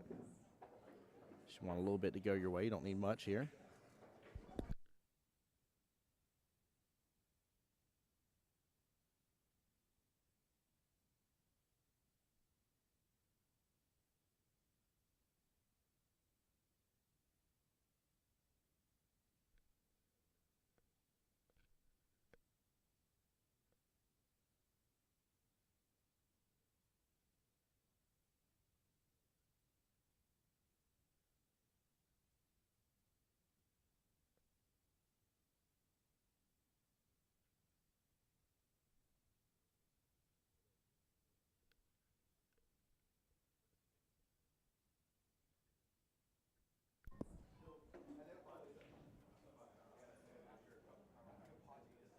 Yeah, PJ, the 57-48 race, I decided to change things up.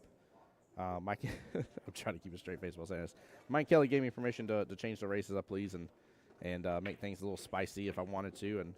And so I was like, you know what? I was like, that normal race, ain't nobody got time for that. So I decided to do a little bit of a different race. I'm just kidding. In all seriousness, by the way, number 1 question of the day, yes, it is a modified race. This is the same modified race that you would play if you were doing minis in Vegas for 9-ball. And the reason behind it is just to keep the day progressing and going. However, when we get to the semifinals and on, in any of the brackets, it is a normal race. There will be no modifications, normal full race, because those are the matches that are submitted as a singles board for you to go to singles regionals.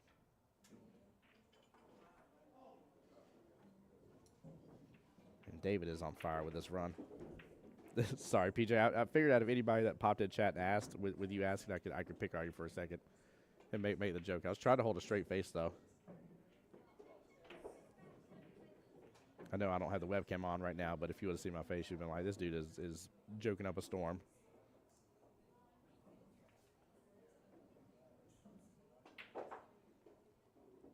David now less than 1 full rack away, 9 balls, 9 points away from winning.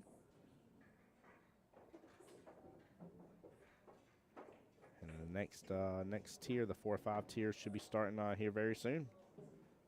Good attempt there on the 6 here. He was really close. Fortunately here, he didn't get the lead that he was wanting on the 6 originally, but this definitely gives Paul a good opportunity. As long as you get back up table, actually, you kind of want to be on that top half of the table for that 7. There we go. Nice shot by Paul. Well played.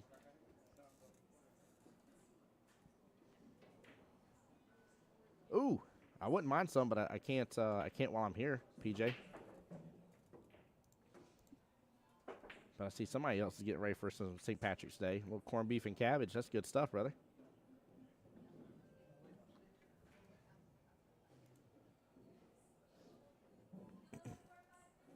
Paul hitting that a little firm. I'm surprised he didn't either hit it harder or... Ooh, get out of the way, QBall. He gets in the bottom right-hand corner pocket. What a shot. Hey, let's go. Let's go. I like that. Yeah, I was surprised on that last shot a moment ago. They didn't either hit it firmer or way softer to try to hold it. I don't think trying to hold it was the right call, but...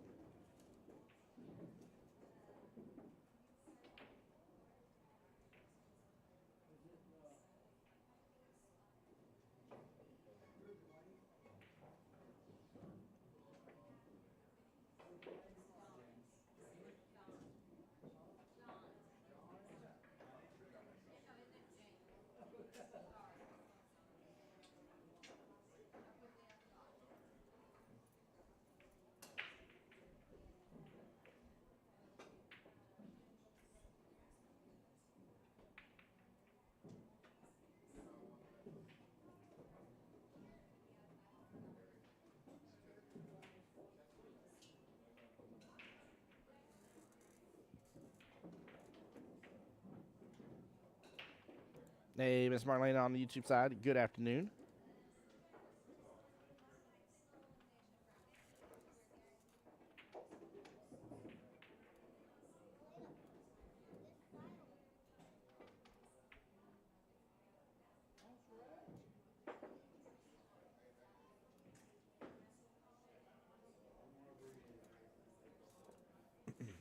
Marlena there rooting on Paul. Says one shot at a time for Paul, and he definitely can. I mean, you can tell there's some frustration, unfortunately, setting, and we've all had to deal with it to say the least. So I think the kind of final straw that broke the camel's back for him was that accidental safety, snooker safety that David had a moment ago. That left Paul deep in the trenches, to say the least. Nice, get a little 4-5 bracket, getting the good old player meeting going. Nice hit by the Paul here on the 2-ball.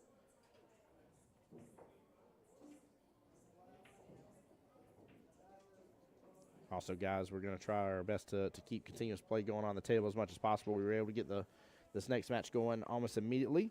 So do bear with me here once we get done with this matchup. I'll put on a little bit of music in the background, guys. I'll mute up myself. That is tracking right that corner pocket. Dead ball. And find out, how long it's going to be till the next matchup for us.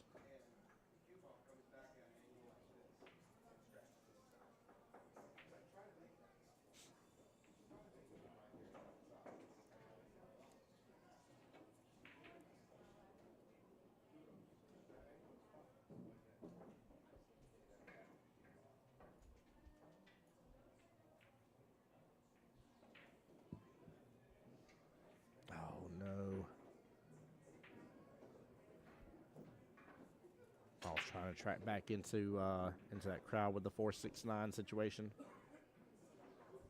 Trish, how are you today, though? Welcome into the live stream. Good afternoon.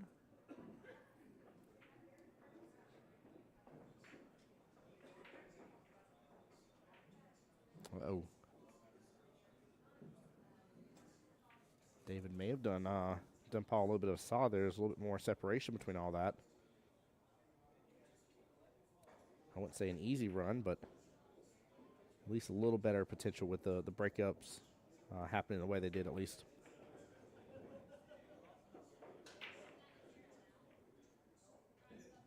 Three ball's going to open back up for that left-hand side pocket. And he's got to figure out what he's going to do about this 4.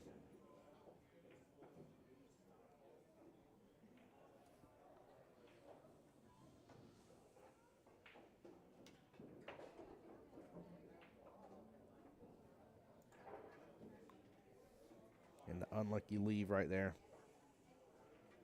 6-ball playing blocker on the 4. David with a lot of traffic in the way here. I think the 8-ball may be taking up some of the real estate he needs to go against that left-hand long rail, but looks like he may have a little window. He's going for that shot, but Gonna be tough. He hits it good. Nicely done. Nicely done. Well played.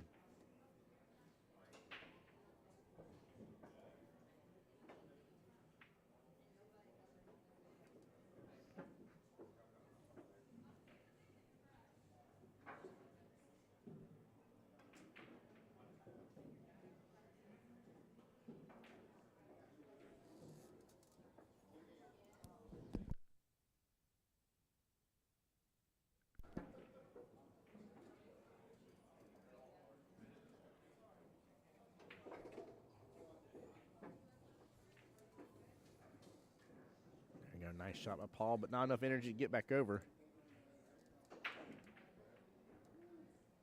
Oh, I might be wrong, actually. Might have just enough of it. Yeah, he was short just a little bit on it. Nice try.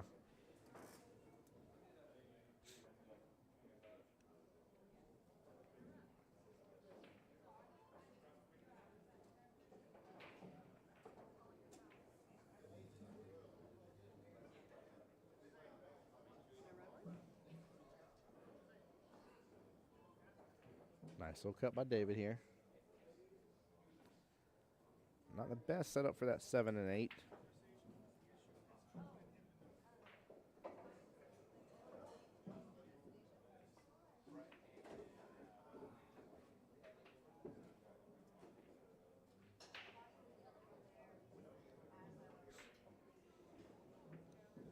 Oh my gosh, what a shot by David.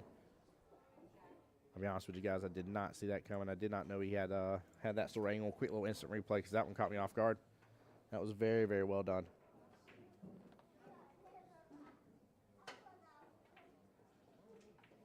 Wow, that was a beauty of a shot.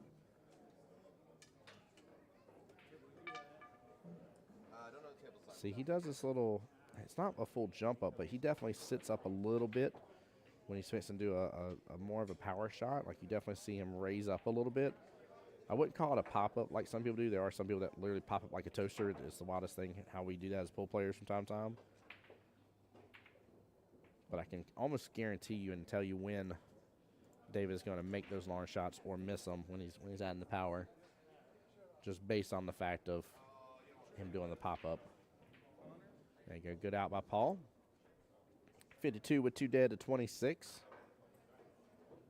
There's 5 to 22 left in the race. Paul could really use a break and run under his belt. Nice little break and run, maybe a couple other balls with a nylon snap afterwards, get a little like 14 more point difference and bring this right back into vision. It might be a little bit of a tall ask here, but it's not impossible.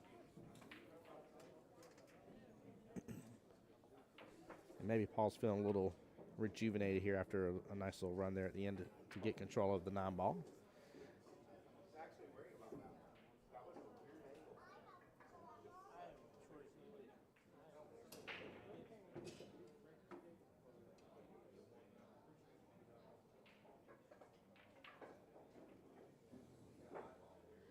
Nothing on the break, unfortunately.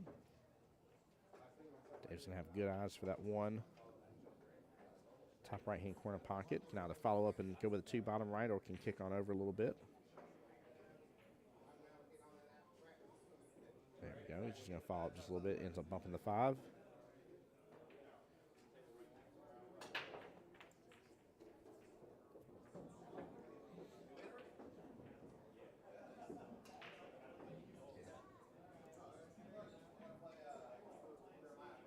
Hey, Cheryl, how you doing? Cheryl for Team Paul over here.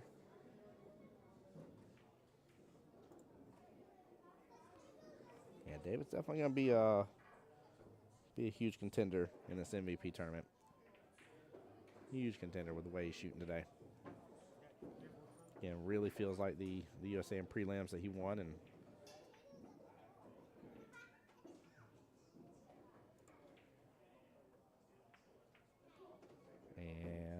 that is it. Very nicely done. Good win by Mr. David Kaiser. Guys, Tim Jones here. Voice Jacksonville Pool. Be right back. Don't go anywhere. Let me find out when the next matchup's going to be.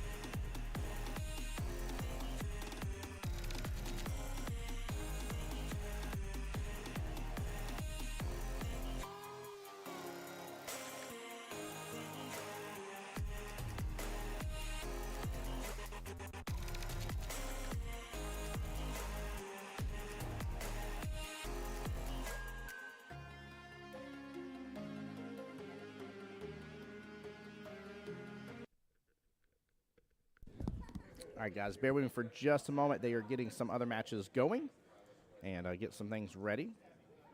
So it'll be just a minute here. We're trying to see if we got any match that needs to be called.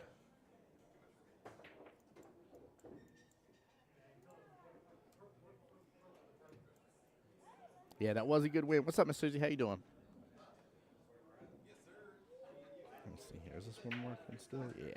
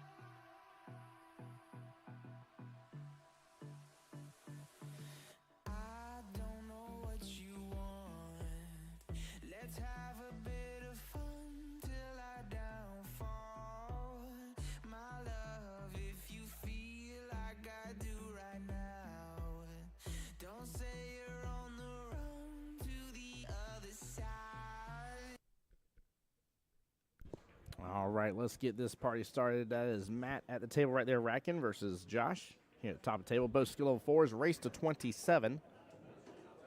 Again, this is the 4 through 5 bracket.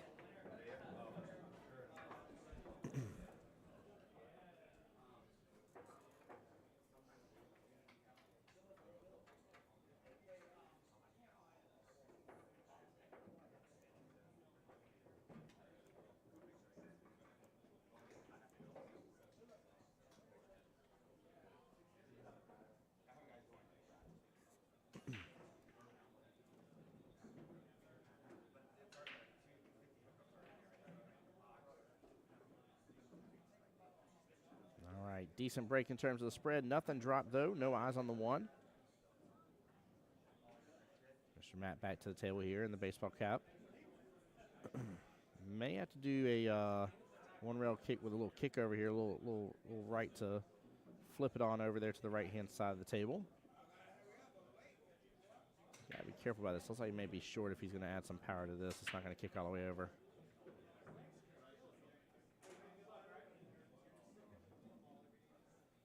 Good try. Ball in hand to Mr. Josh. Welcome back to the live stream, everybody.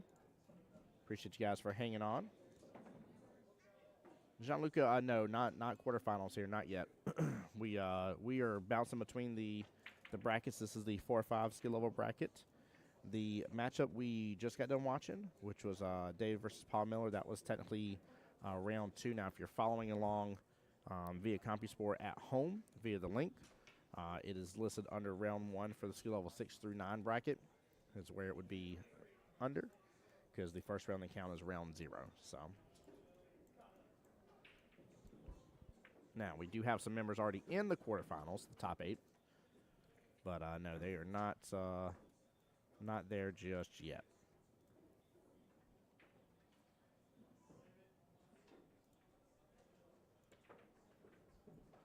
Oh, good try on that.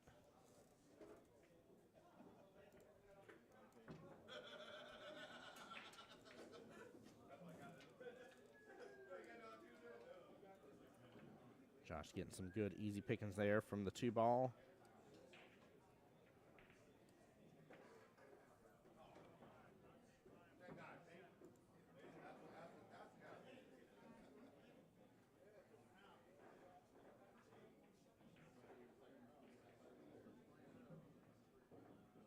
Nice shot there. If it'll slow down a little bit. Josh is about to have another good opportunity there.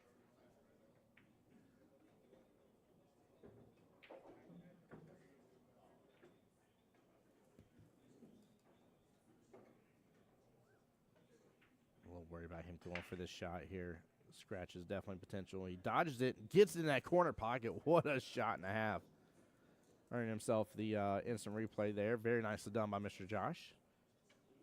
Wildly worried for that to scratch in that corner pocket, and he avoids it really, really well. Takes his time, lines it back up again. Very impressive shot. Man, that was beautiful.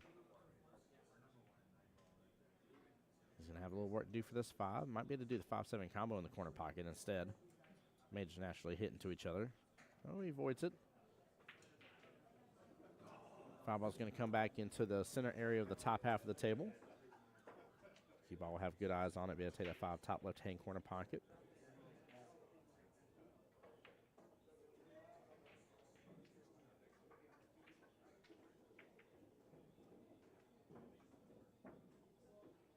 He's going to have a little bit of a tougher time for that 6. I'm afraid of the 9 potentially coming to play. He tries to bank it instead. Interesting shot. That's a good try by Matt. Josh back to the table now.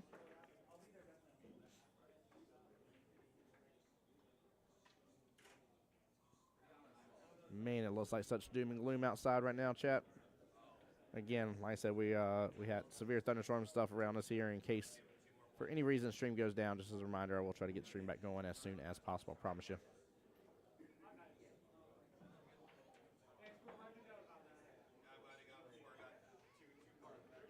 Good try by Josh on that side pocket. Matt, I have a swing at that side pocket, too. I don't think the 8's taking up enough room. He's on the rail. It's going to be a little bit difficult to get back in a good position for the 6 there. I kind of actually like playing defense here with the 5 instead.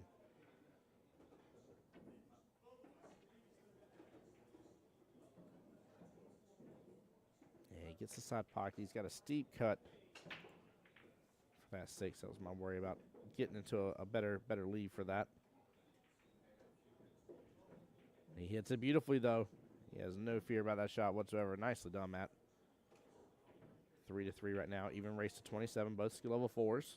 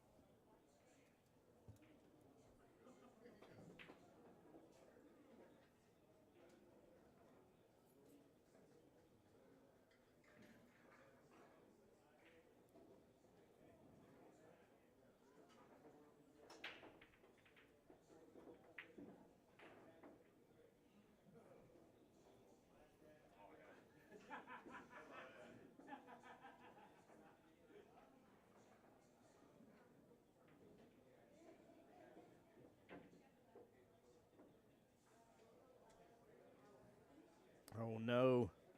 A miss by Mr. Josh here. Mac back in control here with ball in hand. Nice open table.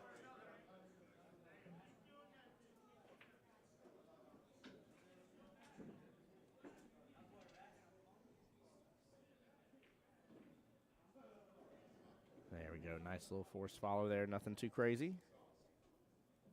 I have a little bit of a back cut here on the 9, right-hand side pocket. I need to overhit this, and he doesn't. Hits it nice and clean. 7-3 in favor of Matt right now. Race to 27, so overall 20-24 left in this battle. And guys, for those just tuning into the live stream here, just give you a reminder here. First and foremost, welcome to the stream. Appreciate you guys being here. It takes you just a moment to like the stream. It takes you just a moment to share the stream. We'd greatly appreciate it. If you are not subscribed to both Jacksonville APA's YouTube and my YouTube as well, the Voice of Jacksonville Pool, again, big help. Helps us continue to grow the channel, continue providing content for you guys. So very much appreciate that as well. Both of those options are free, by the way, as well. People always ask, we'll never ask them to subscribe if it costs them money. It does not. From here, guys, we are finishing up. Today is 9-ball MVP. This is from the fall 2024 session. These players fought during that session and got MVP status during that time, and here they are battling it out. Semifinalists today, as long as you make it to the semifinals, you will guarantee yourself a slot into the Jacksonville Invitational later this year. If you win altogether, which there are 2 winners per skill level tier. There's 2 brackets in each skill level tier, 2 winners. If you win, you're going to take home some cash money. Everybody was putting in $20 as the buy-in for this tournament today. On top of you getting that money and splitting it with the other winner of the tier, you will also get into singles regionals at the end of the year. That will be the fall singles regionals. So lots on the line today. Really, really good program here in APA to be able to take advantage of and really just excel your game on top of getting a lot of benefits. So,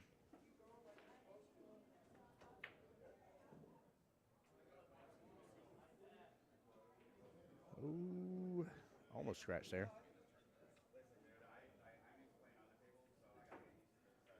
Jen, I definitely will. In fact, I'll tell you what I'll do right now. Give me just a moment. I'll put both links into the live stream here for you guys.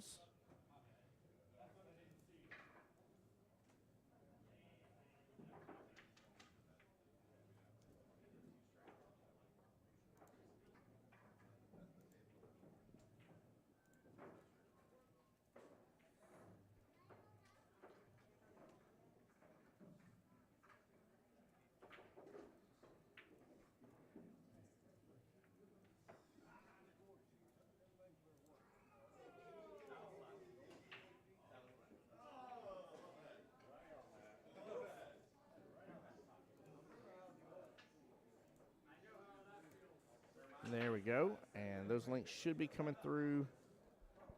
Oh, it's going to make your liar pants on fire, isn't it? It most certainly is. Tell you what, there's more than one way to skin a cat.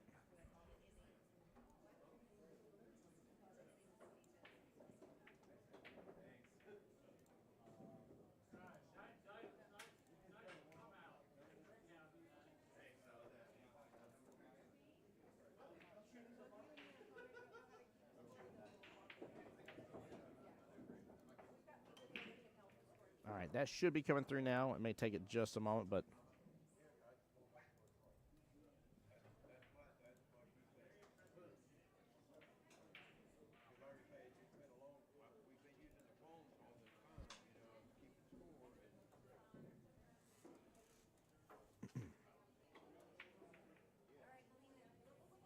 and Jen, I do appreciate that a lot, by the way.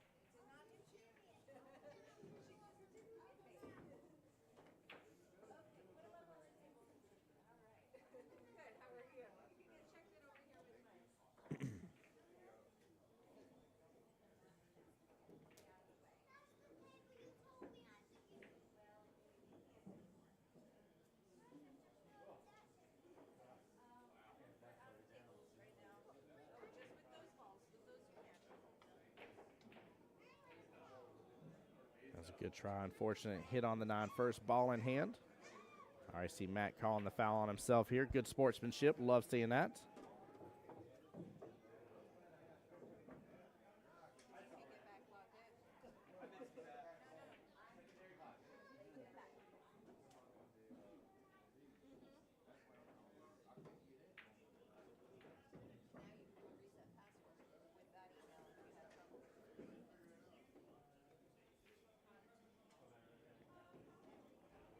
He's looking at this. Honestly, I'd take that 4 right-hand side pocket, roll forward, take the 5 top right, 7 top left, 8 bottom left, 9 ball's going to be in the center, so even if you get off kilter, you'll be just fine.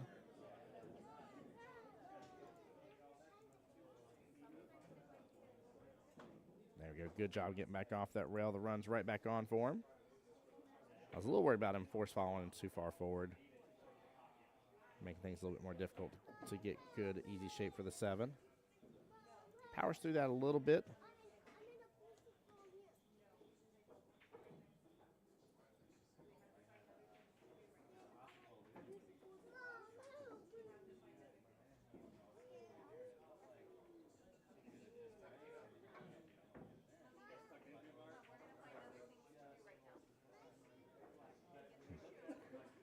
Not the best leave, not the worst leave there, but a good little run from Josh, taking good advantage of ball in hand, getting a few more points back on the board.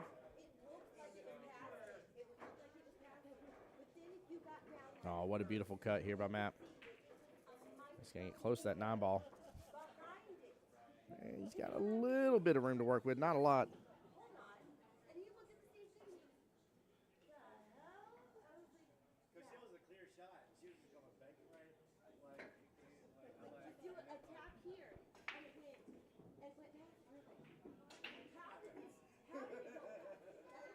Good try on that side pocket here. Josh has got to take advantage of this.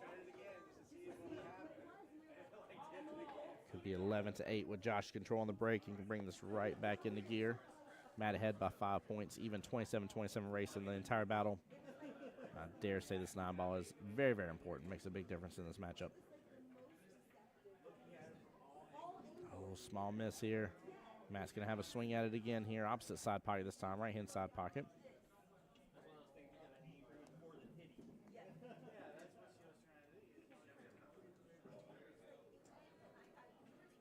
Oh, no, he was so sure of it, too. He was sure of it. Oh, no. Both these gentlemen are having a little bit of issue here with this 9.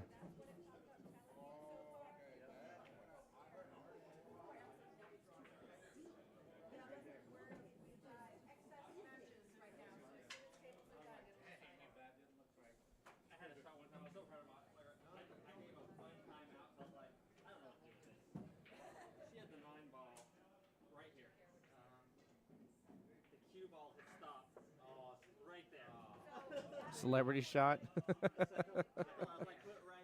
You trying to get somebody in there to make the shot for him? Is that what you're saying, JT? Oh, no.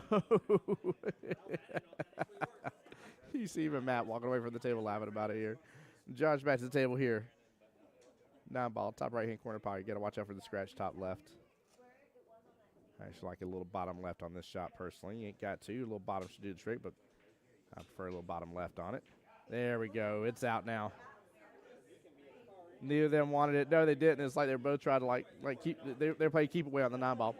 Give me one second, guys. Let me double check, make sure I got the score right though. But that's too funny, JT. I like that. Be right back, guys.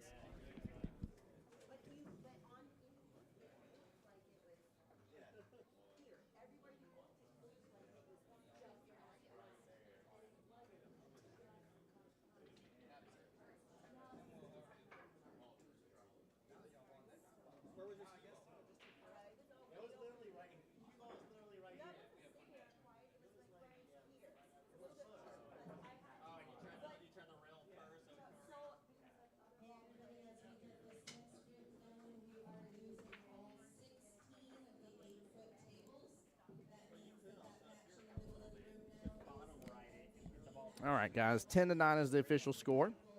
I was definitely off. Got it confirmed here. Josh back to the table with the break.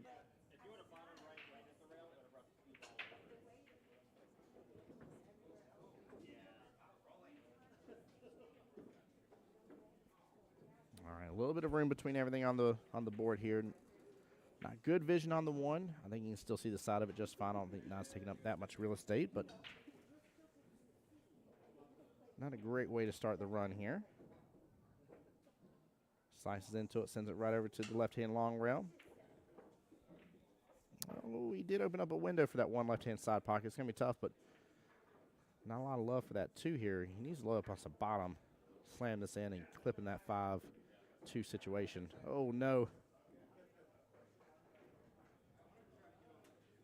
Yeah, this is one of those you really wanted to create yourself a window on this one, I would say.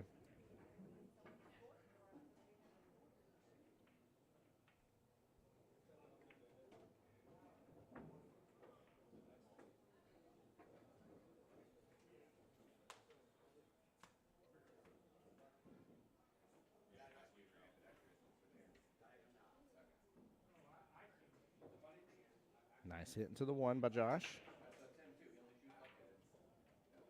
QBall gets right in between the 6-8, but still a window here for the bottom left-hand corner pocket. Yeah, Matt's going to have a little bit of issue here with that 2 ball. Keeps it simple, though, with the nice little off-the-bottom short rail. Nice little follow-through on it. It's just going to clip the 2.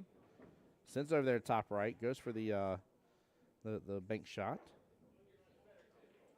And we get a very decent leave out of this.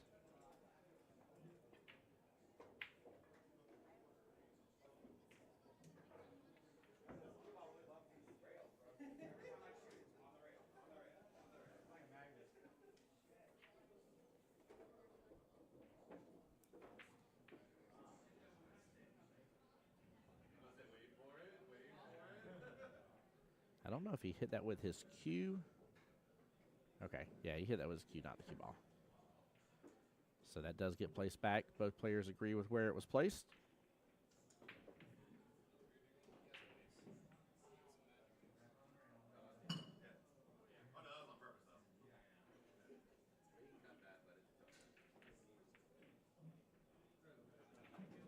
Oh, good try on the bank there.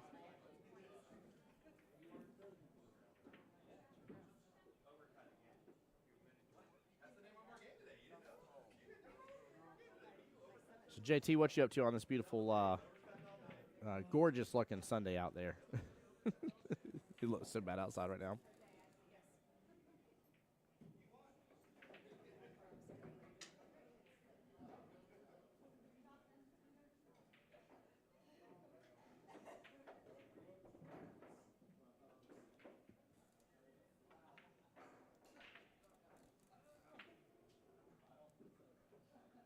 Matt, take an extra moment here, examine the table. 4-7 are tied up with each other. There is a potential window of opportunity for the 4-7 into the corner pocket, a little early 9.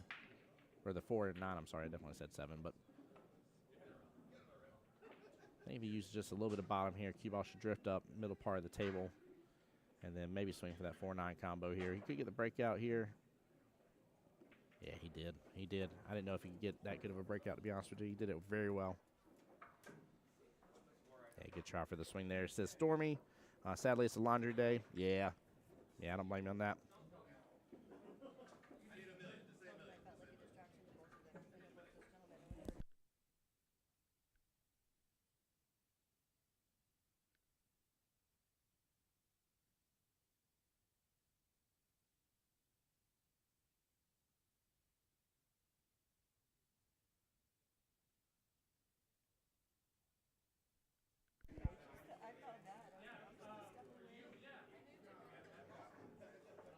All right, good eyes on the 4 ball here. He's going to jack up on it, try to pull back on that. Yeah, he didn't pull back on it, though. JC says was going to come up, get some 7-foot practice with J Money for Vegas. That'd be awesome, bro. J Money's up here.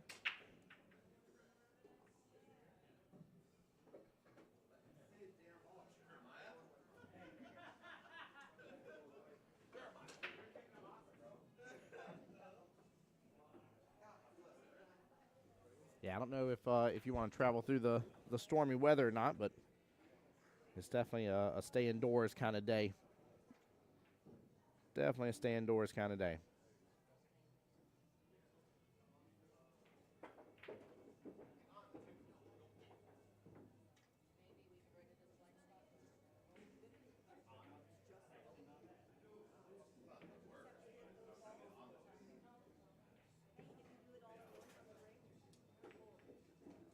Yes, sir. I'll be out there in Vegas for all of it. Yep, I'll be out there here in the spring time frame. I'll be out there in the fall time frame as well. Big trips of the year is Canada, Vegas 2 times, and then Orlando Invitational.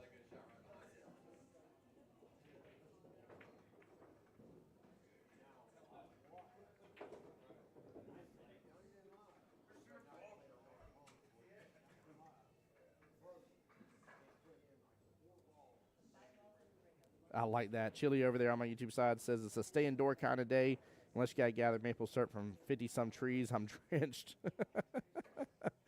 I like that, Chili. That's too funny.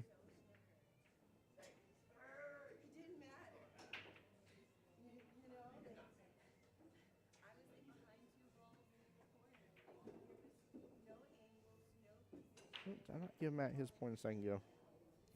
Ooh.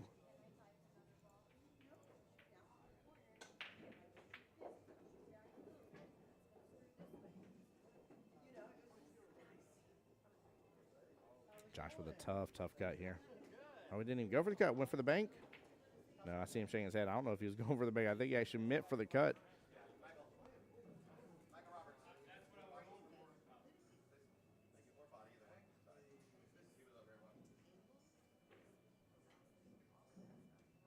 No. Matt with a small miss there. Rattles it on out of the pocket. Opens up opportunity for Josh here. Long distance shot, though. Got to use the bridge, I'm assuming.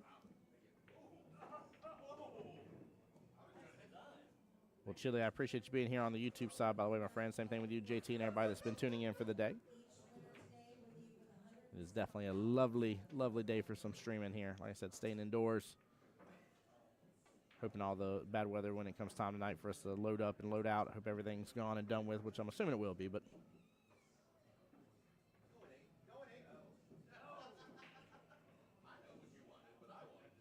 there we go. Nice shot. Wouldn't have been too upset if it would have clipped that maybe a little bit, as long as it left some separation. For Josh here would have been potentially a little nicer, but we got a little bit of separation here. I'm assuming he's going to go bottom left-hand corner pocket. I'm just worried because he may be stretching for the shot. Oh, no, he's going to go for the back cut.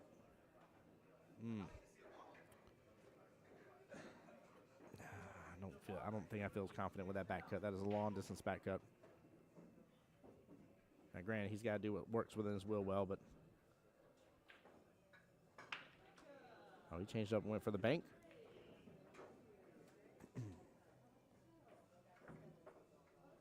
Yeah, Chili, it is pretty nasty, man. Please tell your, depending on what part your parents, he said his parents are driving up from the East Coast from Florida today. Depending on which part, man, they may be experiencing some major thunderstorms, very possible chances of tornadoes. This storm has already been known to produce tornadoes from what I understand. I'm not a meteorologist. Don't quote me on it. But please do tell them to be careful, man. Please tell them to be careful.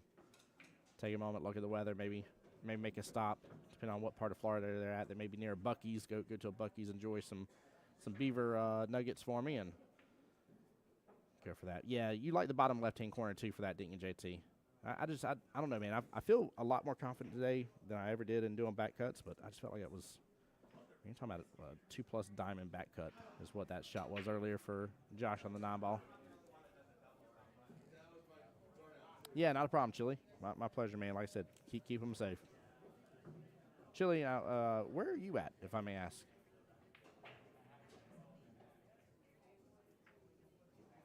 There we go. QBall is going to slow down here, 18 to 11.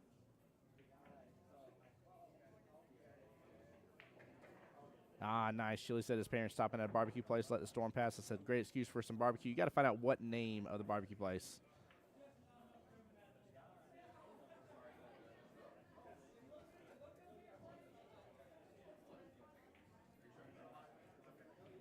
Ah, okay. Yeah. Definitely tell them safe travels on that, Chili, for sure. For sure, man. Again, appreciate you being in the stream. Chili, I feel like I've talked to you quite a bit. How'd you come across my YouTube channel?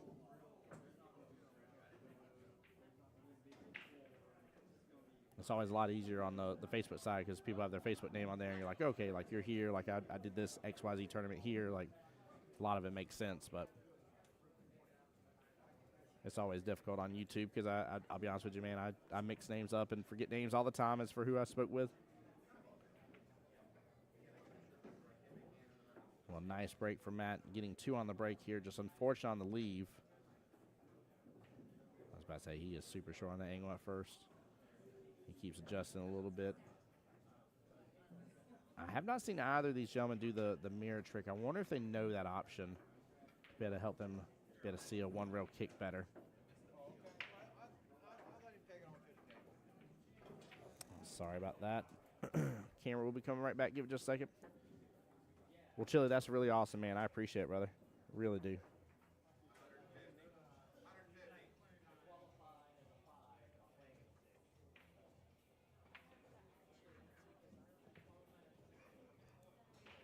Give it just a second here, guys. It should come back. Josh does have ball in hand now.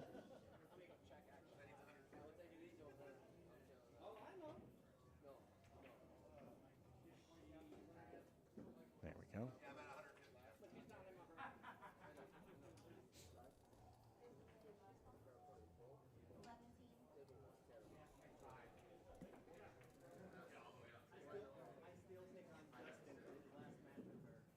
Nice little bank there, but didn't pull it back.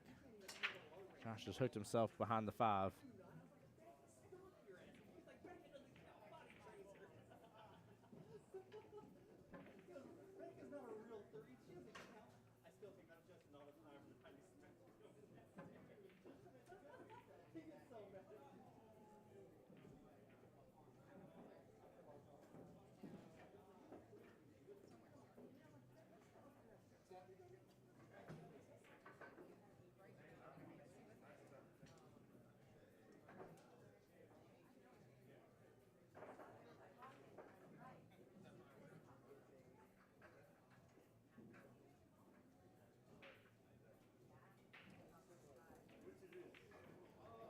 Matt here's going to have to kick at this 3-ball. Gets a good hit into it. 3-ball's going to open right on up. And sit. Oh, so close on that left-hand long rail. Not going to leave Josh with a lot of love, but there's a drain possibility for his 3 top left-hand corner pocket. I was wondering if he can use like a little bottom left and get back here to the bottom section of the table to be able to take that 4 in the right-hand side pocket afterwards. A good swing at it. Might get a good leave. 5 and 9 ball playing blocker for him.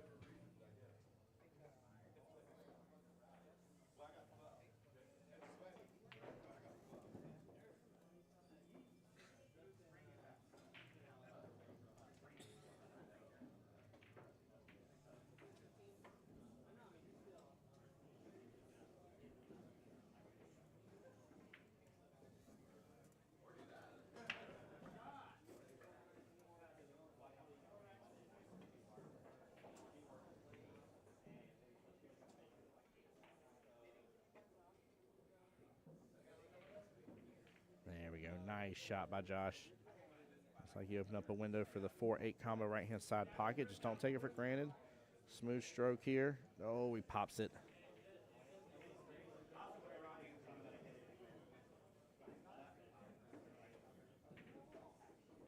Sometimes less is more in these instances.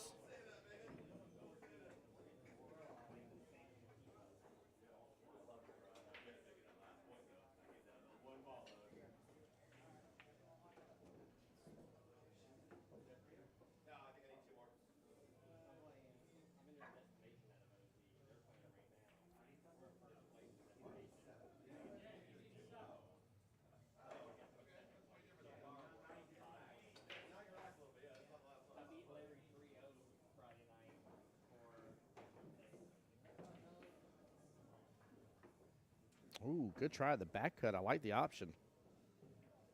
I did not think he was going to go for a back cut right off the bat. I feel like Josh has been attempting a couple banks and stuff extra during this tournament. But I like that back cut. Good try from Matt here.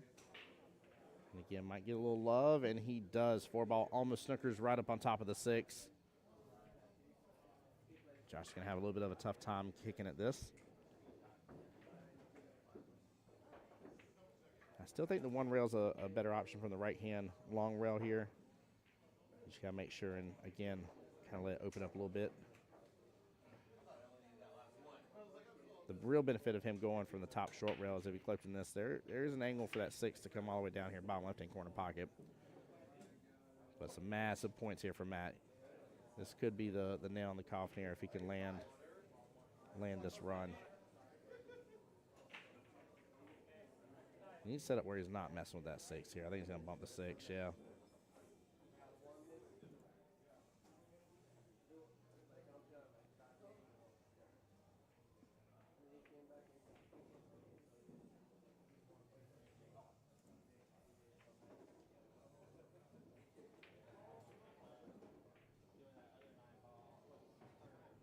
Oh, no. Rattles the 6-ball.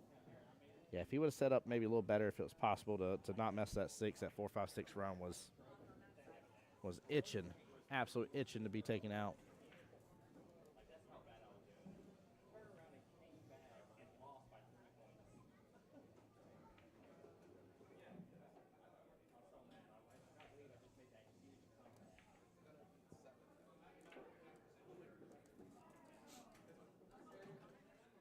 Josh matches the table. We're going to do a one rail kicking in the 6. He'll have eyes on the 8 afterwards, luckily. He makes the cue ball open up too far. Ball on hand, back to Matt.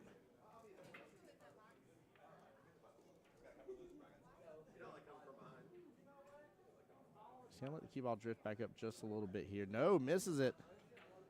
Oh, man. I feel like he's taking a couple of these shots for granted.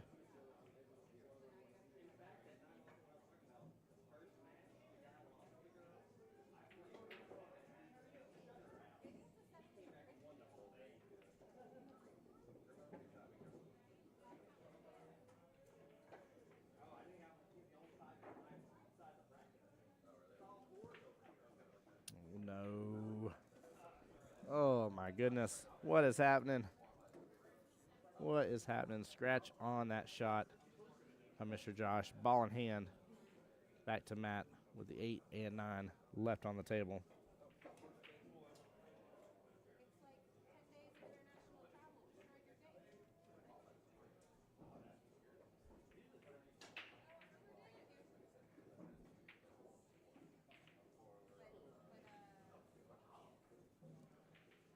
There we go. Nice shot. Out with the potential to land this and possibly only need 2 more left.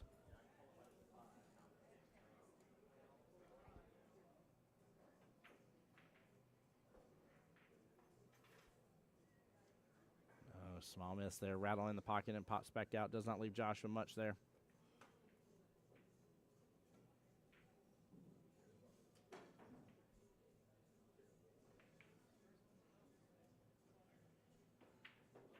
Josh trying to swing for the one rail for the bank there. Gets close back to that top left-hand corner pocket. Matt should land this right here, get onto the break, and see if he can get those 2 on the break and finish this off.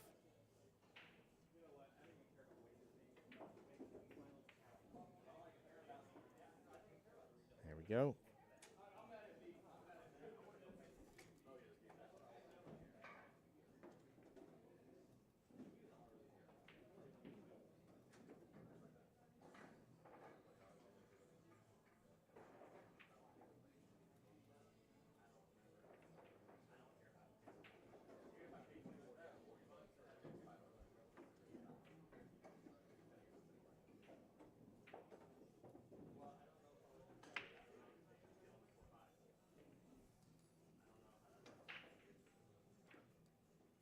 There we go. Nice little center break. Almost getting the action on the 9-ball. Bottom left-hand corner pocket.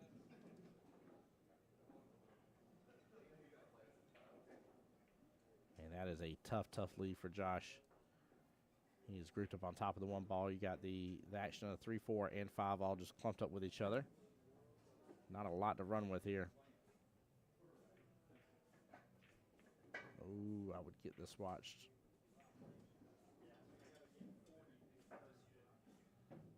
He tried no go on it, so that will be ball in hand back to Matt.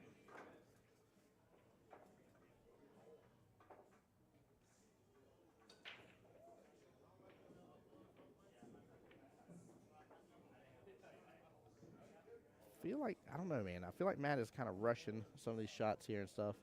I might have been off by 1 here because I think that is it. Yeah, I was off by 1. That's the reason why I did that. I was about to say, I was like, he's not trying to get shape for that here. Matt getting the win against Josh on the skill level 4 or 5 bracket, guys. Tim Jones here, voice Jacksonville Pool. Going to put on some extra tunes here. Give me just a moment. We'll be back and see what we're going to get for the next matchup. Stay tuned.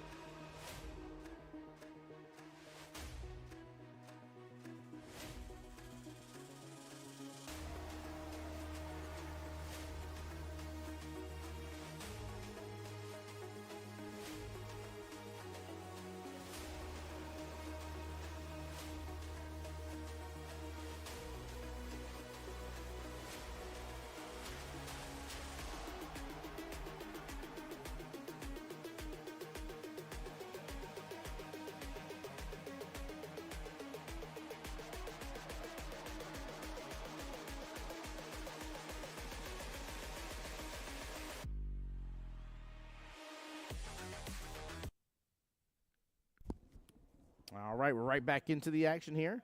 Mr. Jose Cordero versus Mr. Joe Reagan here. Joe, skill level 5, race to 33 here with the modified race. Jose, skill level 4, race to 27. Good luck to both gentlemen here. Let's see how this match plays out.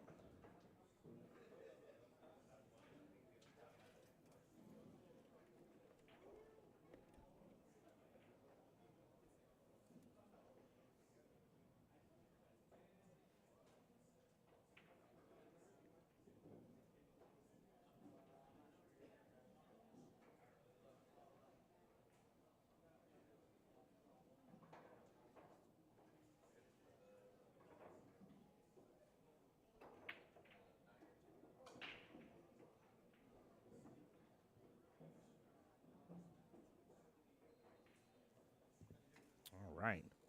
Really solid break there. Actually, extremely solid break, guys. This is amazing.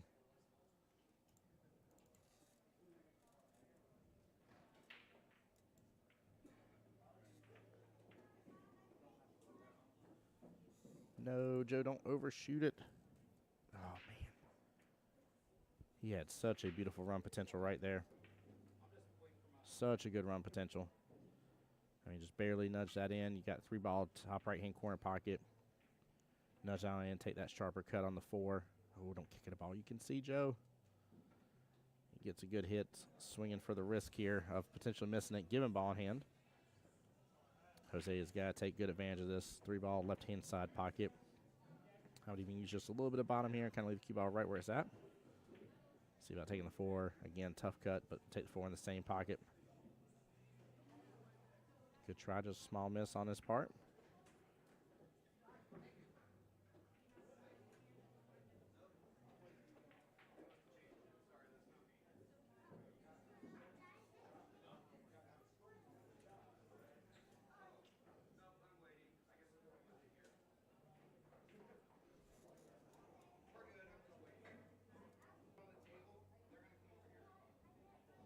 Sorry, guys, give the camera just a second. Come on back.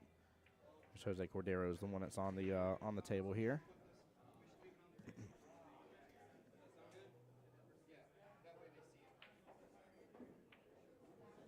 on now.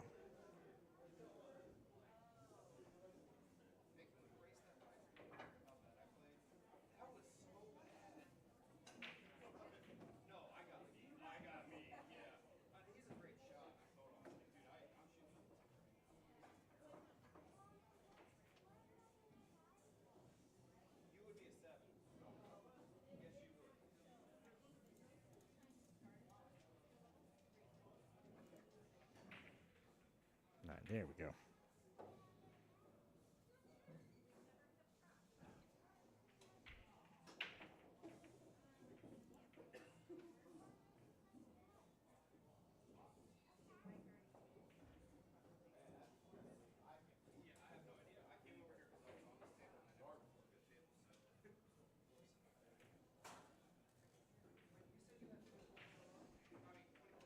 Sorry about that, guys. All right, back to the action here. Mr. Jose Cordero with ball in hand. Definitely like him going after this from below the 6 ball.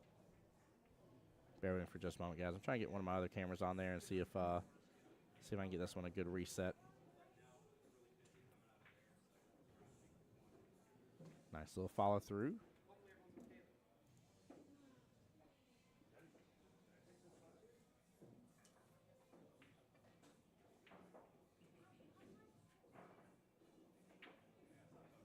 I was disappointed in that small miss on the 8 ball.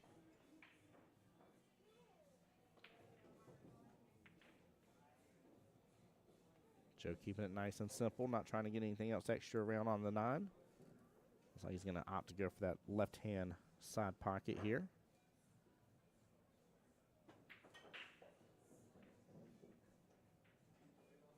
Oh, small miss there, but good try. And closing out that would be a strong, strong first rack win against Jose Cordero here.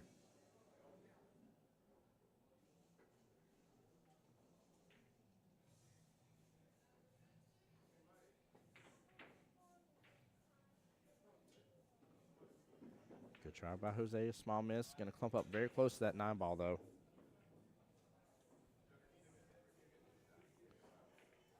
This is a tough, tough shot. He is super close to go after this.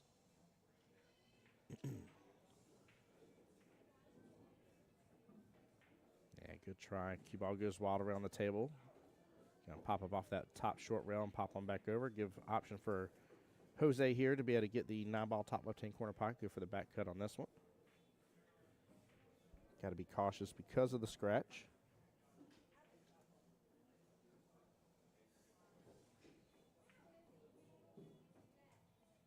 Good try. Another small miss there on the 9. Joe's going to have the opportunity for the 9 top right-hand corner pocket. Just a simple little cut. Sitting about a little over a diamond and a half away from the pocket.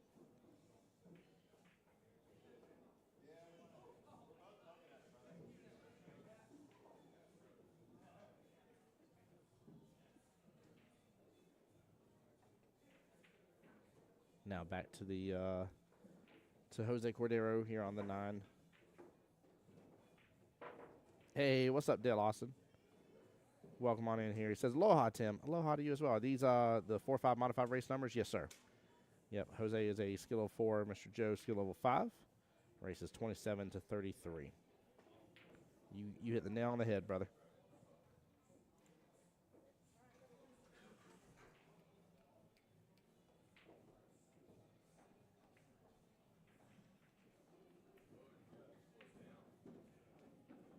There we go.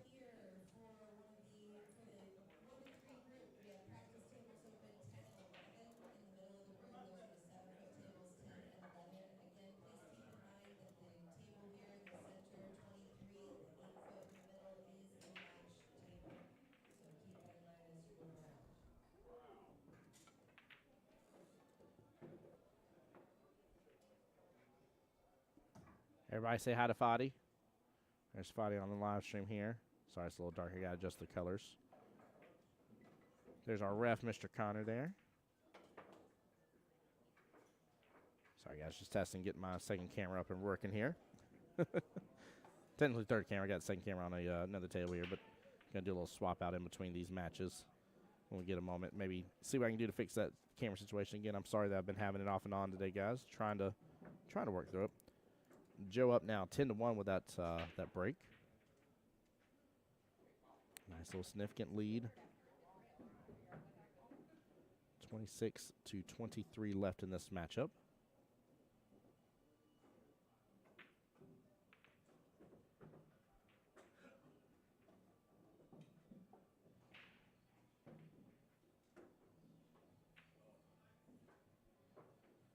Good opportunity here for Mr. Jose Cordero. One ball right-hand side pocket. Just roll forward a little bit. Still have eyes on probably the 2-3 combo. Overhits it just a little bit.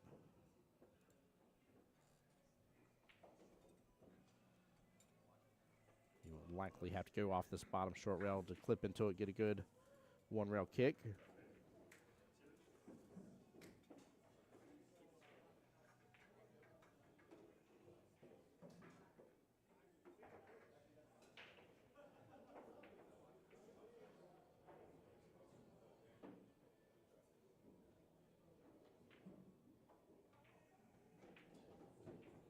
There we go. Nice shot by Jose. Two in the cue ball kind of parallel shift down with each other, though. Joe needs to go for this 2 left-hand side pocket, a little back cut action. Hopefully come on back around for the 3. Actually kind of like loading up a little bit of bottom here and see if he can hit just right into that top short rail and come on back downfield. I think he'll be pretty good with the angle that it should produce. If not, he could 2 to potentially 3 rail this. He's going to go around that top left-hand corner pocket, coming back out a little bit past where he is. No, don't hit it soft. Oh, unfortunate. He set it up that way, but I don't think he has enough of a window to really do a lot with the 3. He could have set up a little better for that.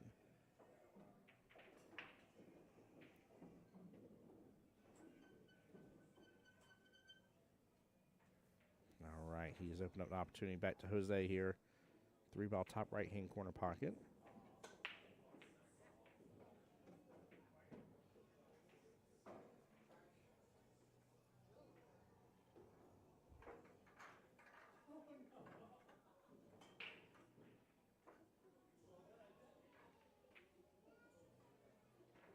Jose was opting to go for the side. Not a bad leave, though. Let's see if Joe will defense this here and snooker up with the cue ball and the 9 and send the 3 on its way down.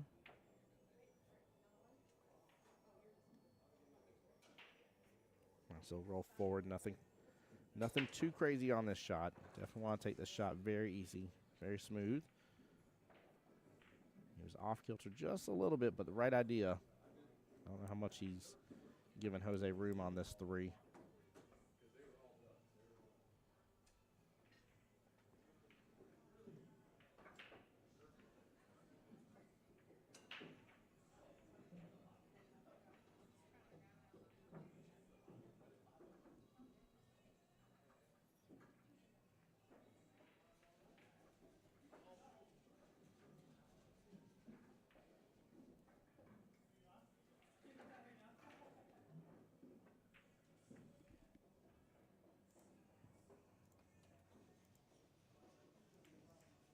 while we are working through this match here, I want to do a quick little check-in on the 6 through 9 bracket. Good shot by Joe. Don't scratch in that corner.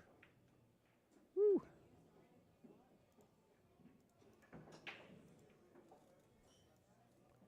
So right now, in the winner's side, Brandon Gray is against James Brown.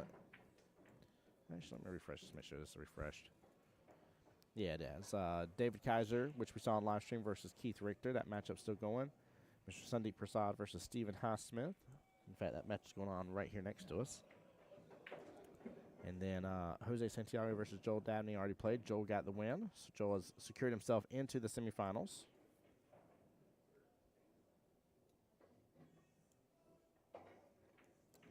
And looks like we got a couple other matches that are one away from being into the semifinals here as well. Jason Brunt versus Michael Sacco. It's going on right now. Carlos versus Paul Hadid. Those two will move on back over into the winner's side bracket again, securing themselves a win there. Will get them into the Jacksonville Invitational later on this year. Mr. Charles, who we saw on the live stream, is waiting for potentially a rematch. Right now, Kevin Horsley Jr. versus Hugo is going on, and the winner of that goes and plays Charles.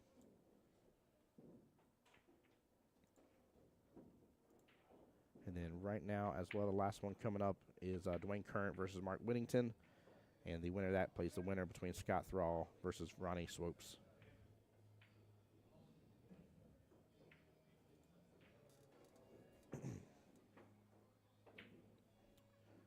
Also, guys, after this rack, I'll get a double check here on the score. Make sure I got everything up to date.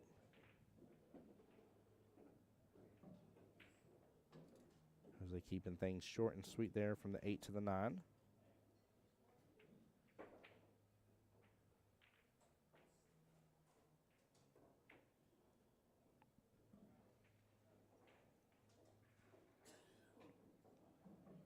Tough long distance cut, 9-ball, top left-hand corner pocket. Swings for it, good try. Hits the rail a little too early. And someone opens up a shot. I mean, that's a back cut shot on that right-hand side pocket. I wouldn't say a complete gimme, but not an easy one.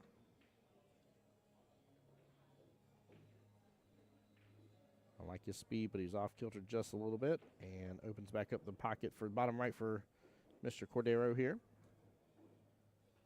Big points if Jose can land this.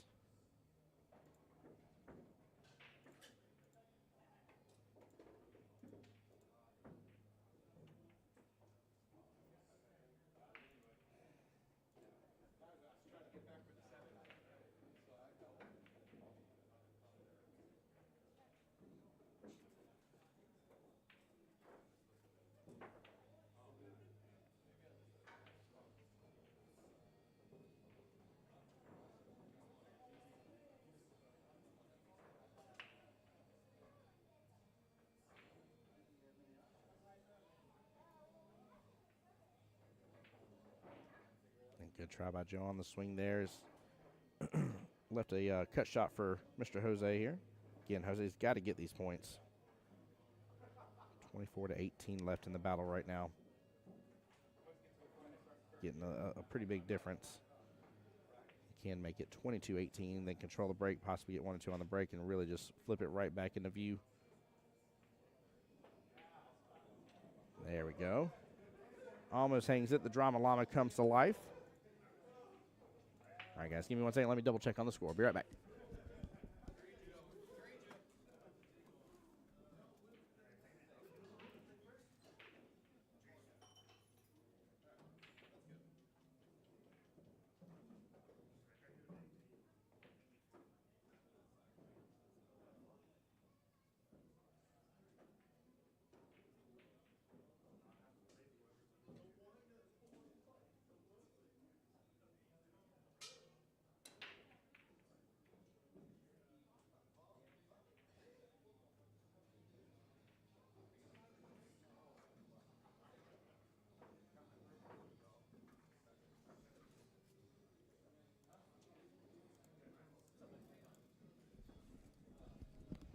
All right, official score update, 14-5, still in favor of Mr. Joe here.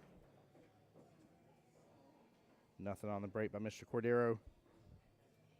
pretty decent break. A little bit of room there across the board. If he can land this one bottom right-hand corner pocket, use a little bit of bottom, he'll still have shape on the 2.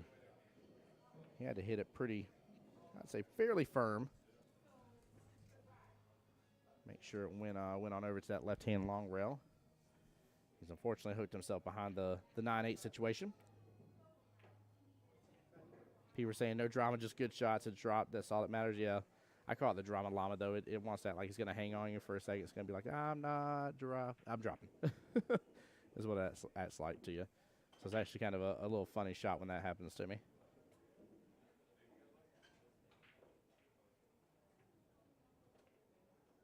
Jose knowing that he needs to pull back on that, but gets no love here. Pulls back on it so hard, rattles the pocket on the 2, and then scratches in the top right-hand corner pocket.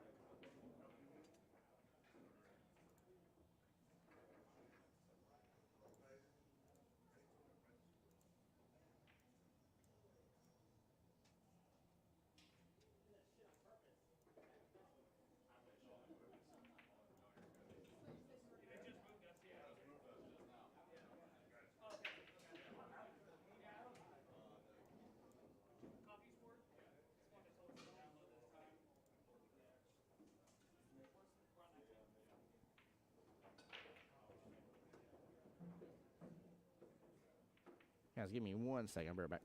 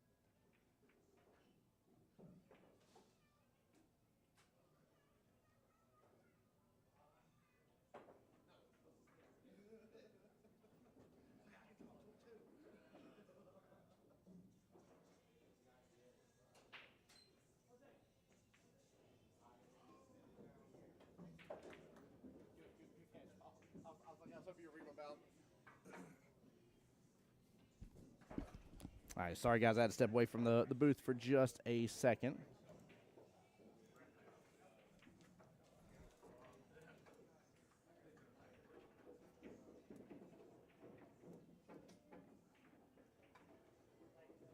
There we go. Nice hit by Joe. I'll get the score updated here in just a moment once the rack is over, guys. So sorry about that. I had to go speak to another player real quick. People are saying it never happens to me. LOL just stays on the table. Ain't that right? Neighbors, we ain't that lucky with the drama llama. We just get just all the drama, none of the llama here. Guys, in case you're wondering what I'm talking about, I like to make the joke when the ball acts like it's going to hang and then finally drops after like a full second has passed or so. I call it the drama llama is what I call it. Don't ask me why. There's no rhyme or reason. It's just what I call it. Peepers over on the Jacksonville APA YouTube side was commenting on that, so we've been having a little back and forth chatter about it.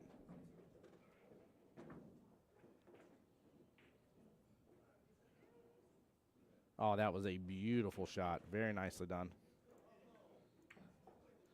I feel like if Joe and Jose can, I guess probably a little bit back away from the extra parts on the shots, I think they'll do better, to be honest with you, overall.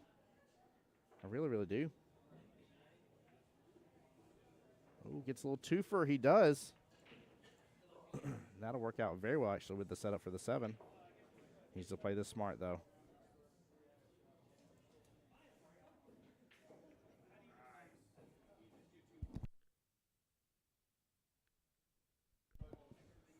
Mr. Jason Bruton just gave me a thumbs up here.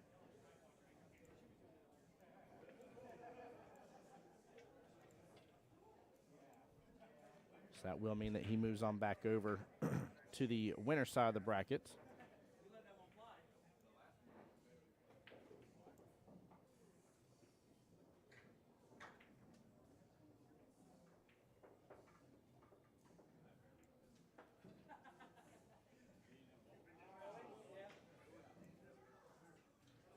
Oh, good try by Jose Cordero. So looking at Jason Bruton's path here, he'll be waiting to play the winner from table 7, which is between Mr. Sandeep Prasad and Stephen Highsmith Jr.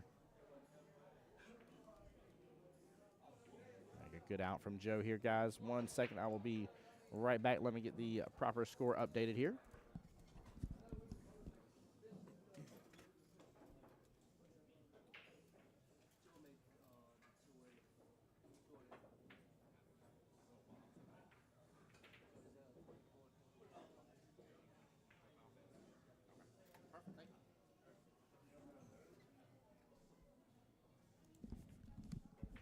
My man Foddy watching out for me over here. Knew that Joe made the 2 and 3 while I stepped away for a second.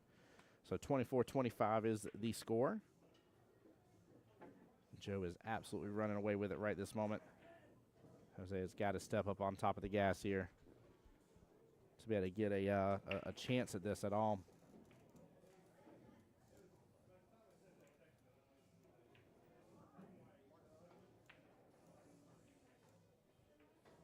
And this is a one-loss side match. Oh, almost getting a 9 on the snap. Come on. Oh, would have begged for that to be on the live stream. That would have been beautiful. Great break here from Joe. Nothing dropped, though. Jose Cordero will have good eyes on the 1, and he might be able to set up beautifully for a 2-9 combo. That actually may not be a bad deal. Normally you want to run out as much as you can on the table, but if he can actually get 3 points here, secure the break, hopefully get 1 or 2 on the break and keep on going, he can be sitting really, really, really good. Unfortunately here, though, he rolled forward just a little bit on that 1. I will say he kind of took my advice from what I was talking about earlier about keeping it a little simple and not trying to overdo some of the shots here, but in this case here it is unfortunately bit him. It would have been boom time. It would have been the boom. I still kept that graphic from the other night. That's so funny.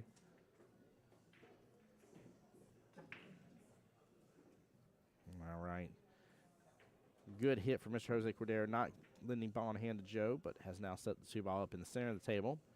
Q-ball right outside the bottom left-hand corner pocket. Nice little 2-ball slice into that right-hand side pocket. It's going to be really hard for him to control. He's very likely going to have that Q-ball back downfield is the problem. He could actually just go and he looks like he's got a straight shot, though, on that corner pocket now that I'm looking at it better. Actually, he could just roll forward on this here if he's got a pretty good straight shot, but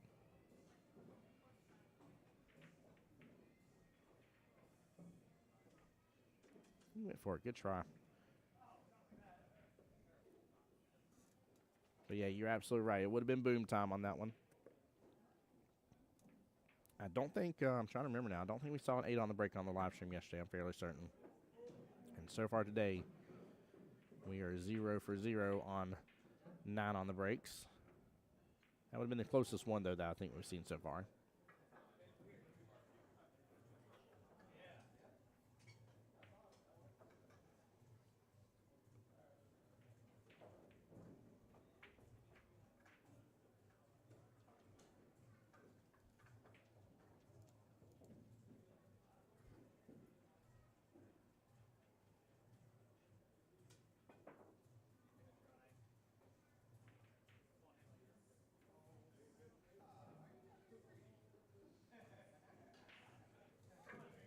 Good try on that 3-ball, trying to nail that 9 that's just sitting in the corner pocket.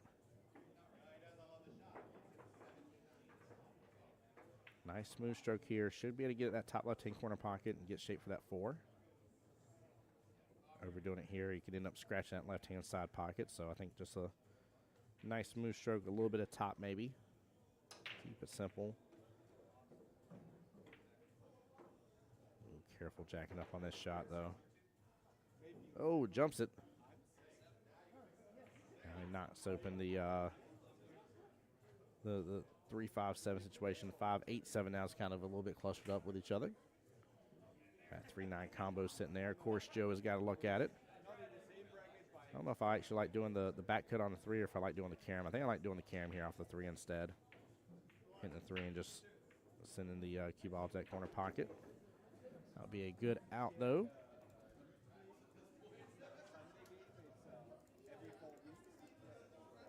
6-27 should be the official score here.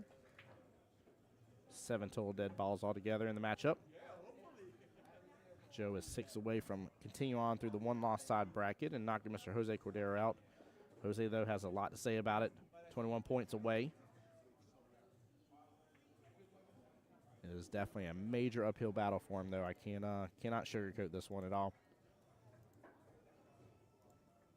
Joe's kind of getting into that groove where I don't want to say it's over for sure for Jose, but he's just getting in that comfortable part where you need a little small mistake from Jose could be the final touch of this matchup.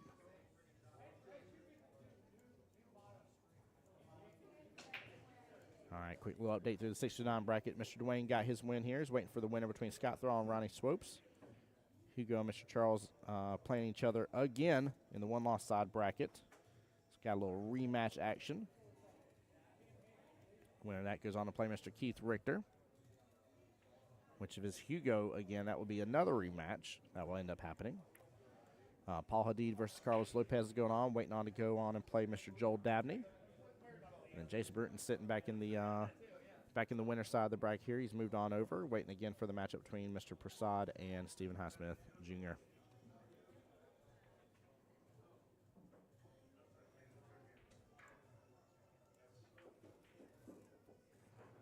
Joe getting one on the break here. Tough leave. A lot of blockers here for this one ball.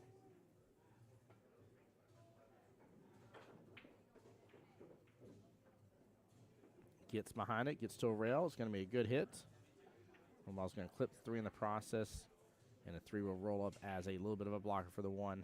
Jose Cordero can, of course, go rail if you can't see it. He can come right there past that top short rail and clip into it if he wants to. If he doesn't feel confident, he can go in that left-hand long rail.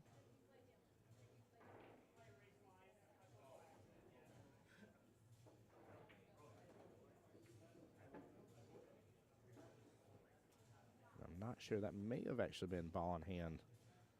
Well, he came behind it. I don't know if he made contact with the rail after. But it is up to the players to call it. I could be wrong about that. So I missed it by a quick glance.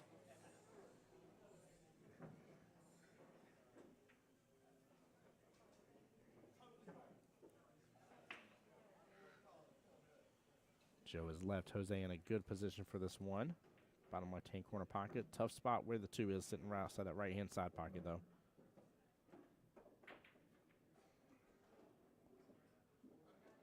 Jose's off kilter on it with him stretching across the table. From his point of view, he was further right with that one ball with where he made contact with the from the cue to the 1. Joel should load up on this a little bit. Still go for the 1 bottom left-hand corner pocket. Load up on it. He can probably get the breakout here. I'd even put a little bit of right. Oh, load up on it, Joe.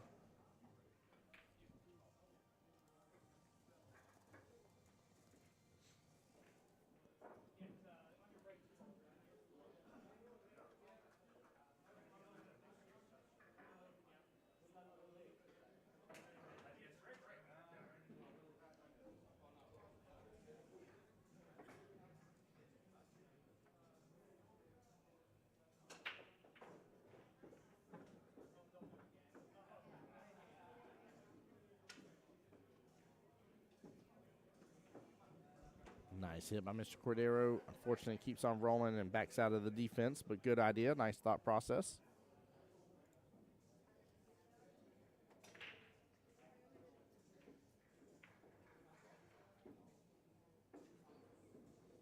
Nice shot in the side pocket there by Joe.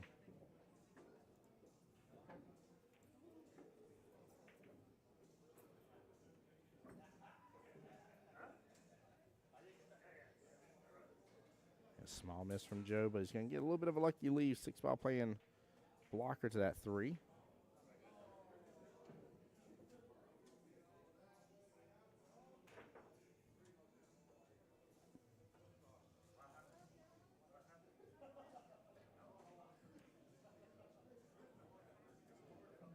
Tell him the corned beef is ready at 5:30. Will do, PJ. Will do. Nice shot by Jose Cordero on that one. Now, I don't know if he was playing on that or not, but that was a great defense. Quick little instant replay because he hit that beautifully. I mean, that's a brilliant defensive shot. I mean, that hit just perfect. Slid right on over close to the 6 ball. Didn't get the lockup, but, I mean, you're talking about ridiculously close and definitely adding a great layer of difficulty here for Joe to get a good hit. Ball in hand here. If the table doesn't change, ball in hand here. Could mean a good few-point run. 3-ball bottom left-hand corner pocket. Roll up just a little bit, take that 4 in left-hand side pocket. If you can roll close to that 7. Yeah, he's going to have an unmoved table here. Yeah, 3-ball bottom left-hand corner pocket, 4 left-hand side. So roll forward on the 3. Take the 4 left-hand side pocket, roll forward with that. Take 6. Top right-hand corner pocket. If you can keep an angle from the 4 to the 6, come off the top short rail, back down. And then you'll be able to take the 7, top left-hand corner pocket.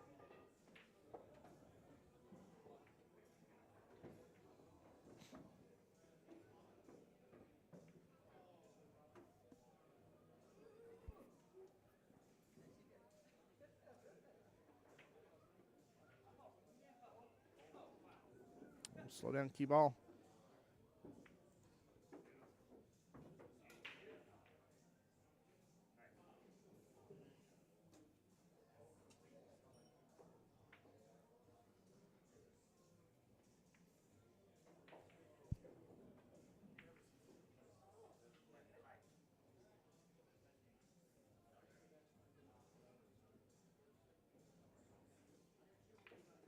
There's a slice in that 4-ball. Unfortunate here. Set up Joe pretty good.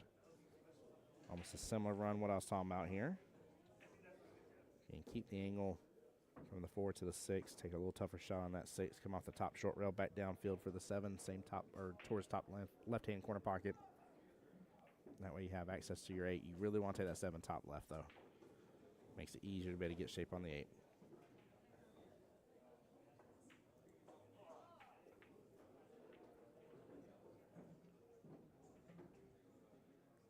Oh, he's going to be above the 7. Now, if I have the score correct, Joe should need 1.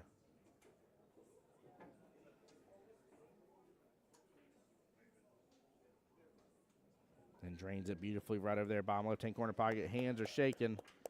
Very, very big. Congratulations, Joe. Well done, well earned.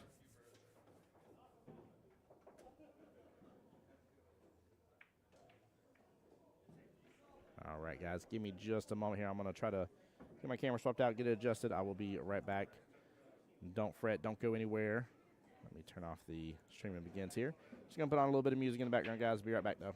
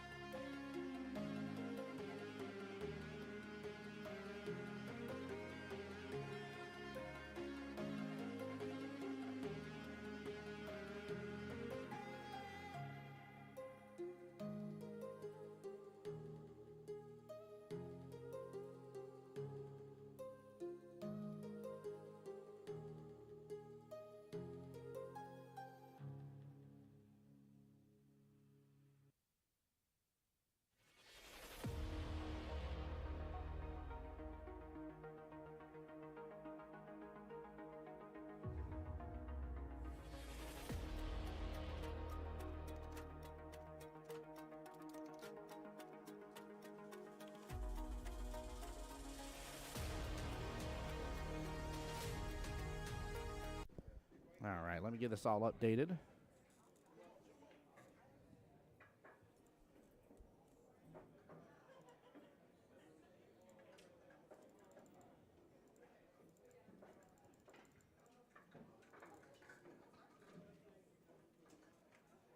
I'm going to switch tables over here. I'm going to move the camera in just the same. Bear with me, guys.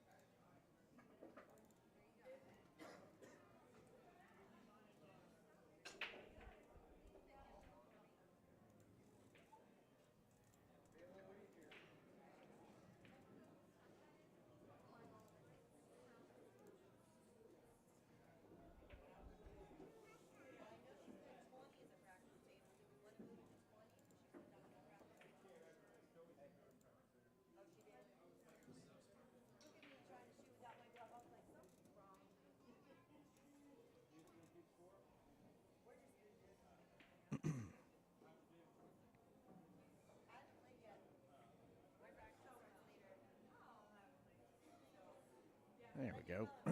I know it's a little zoomed in here, but we got at least another angle here. Scott up 6-5 against Dwayne.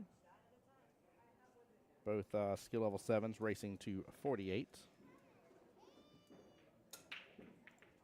Okay, let me refresh, see where they are at on the map. So this is still through the one-loss side bracket. Winner this moves on back over to the winner's side to play Mr. Brandon Gray.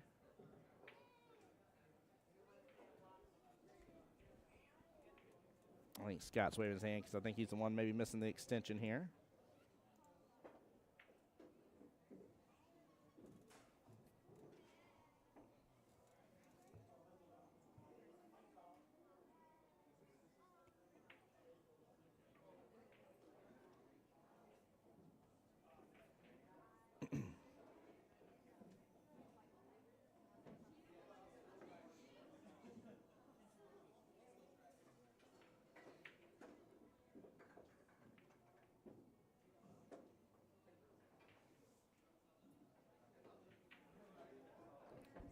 I wonder if Scott can slice this 3 in. It's going to be a little difficult for me to tell from time to time on these shots.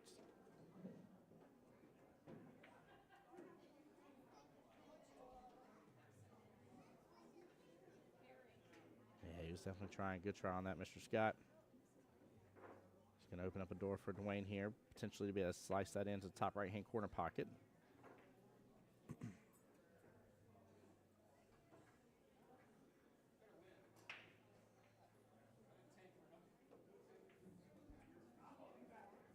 If he loads up some inside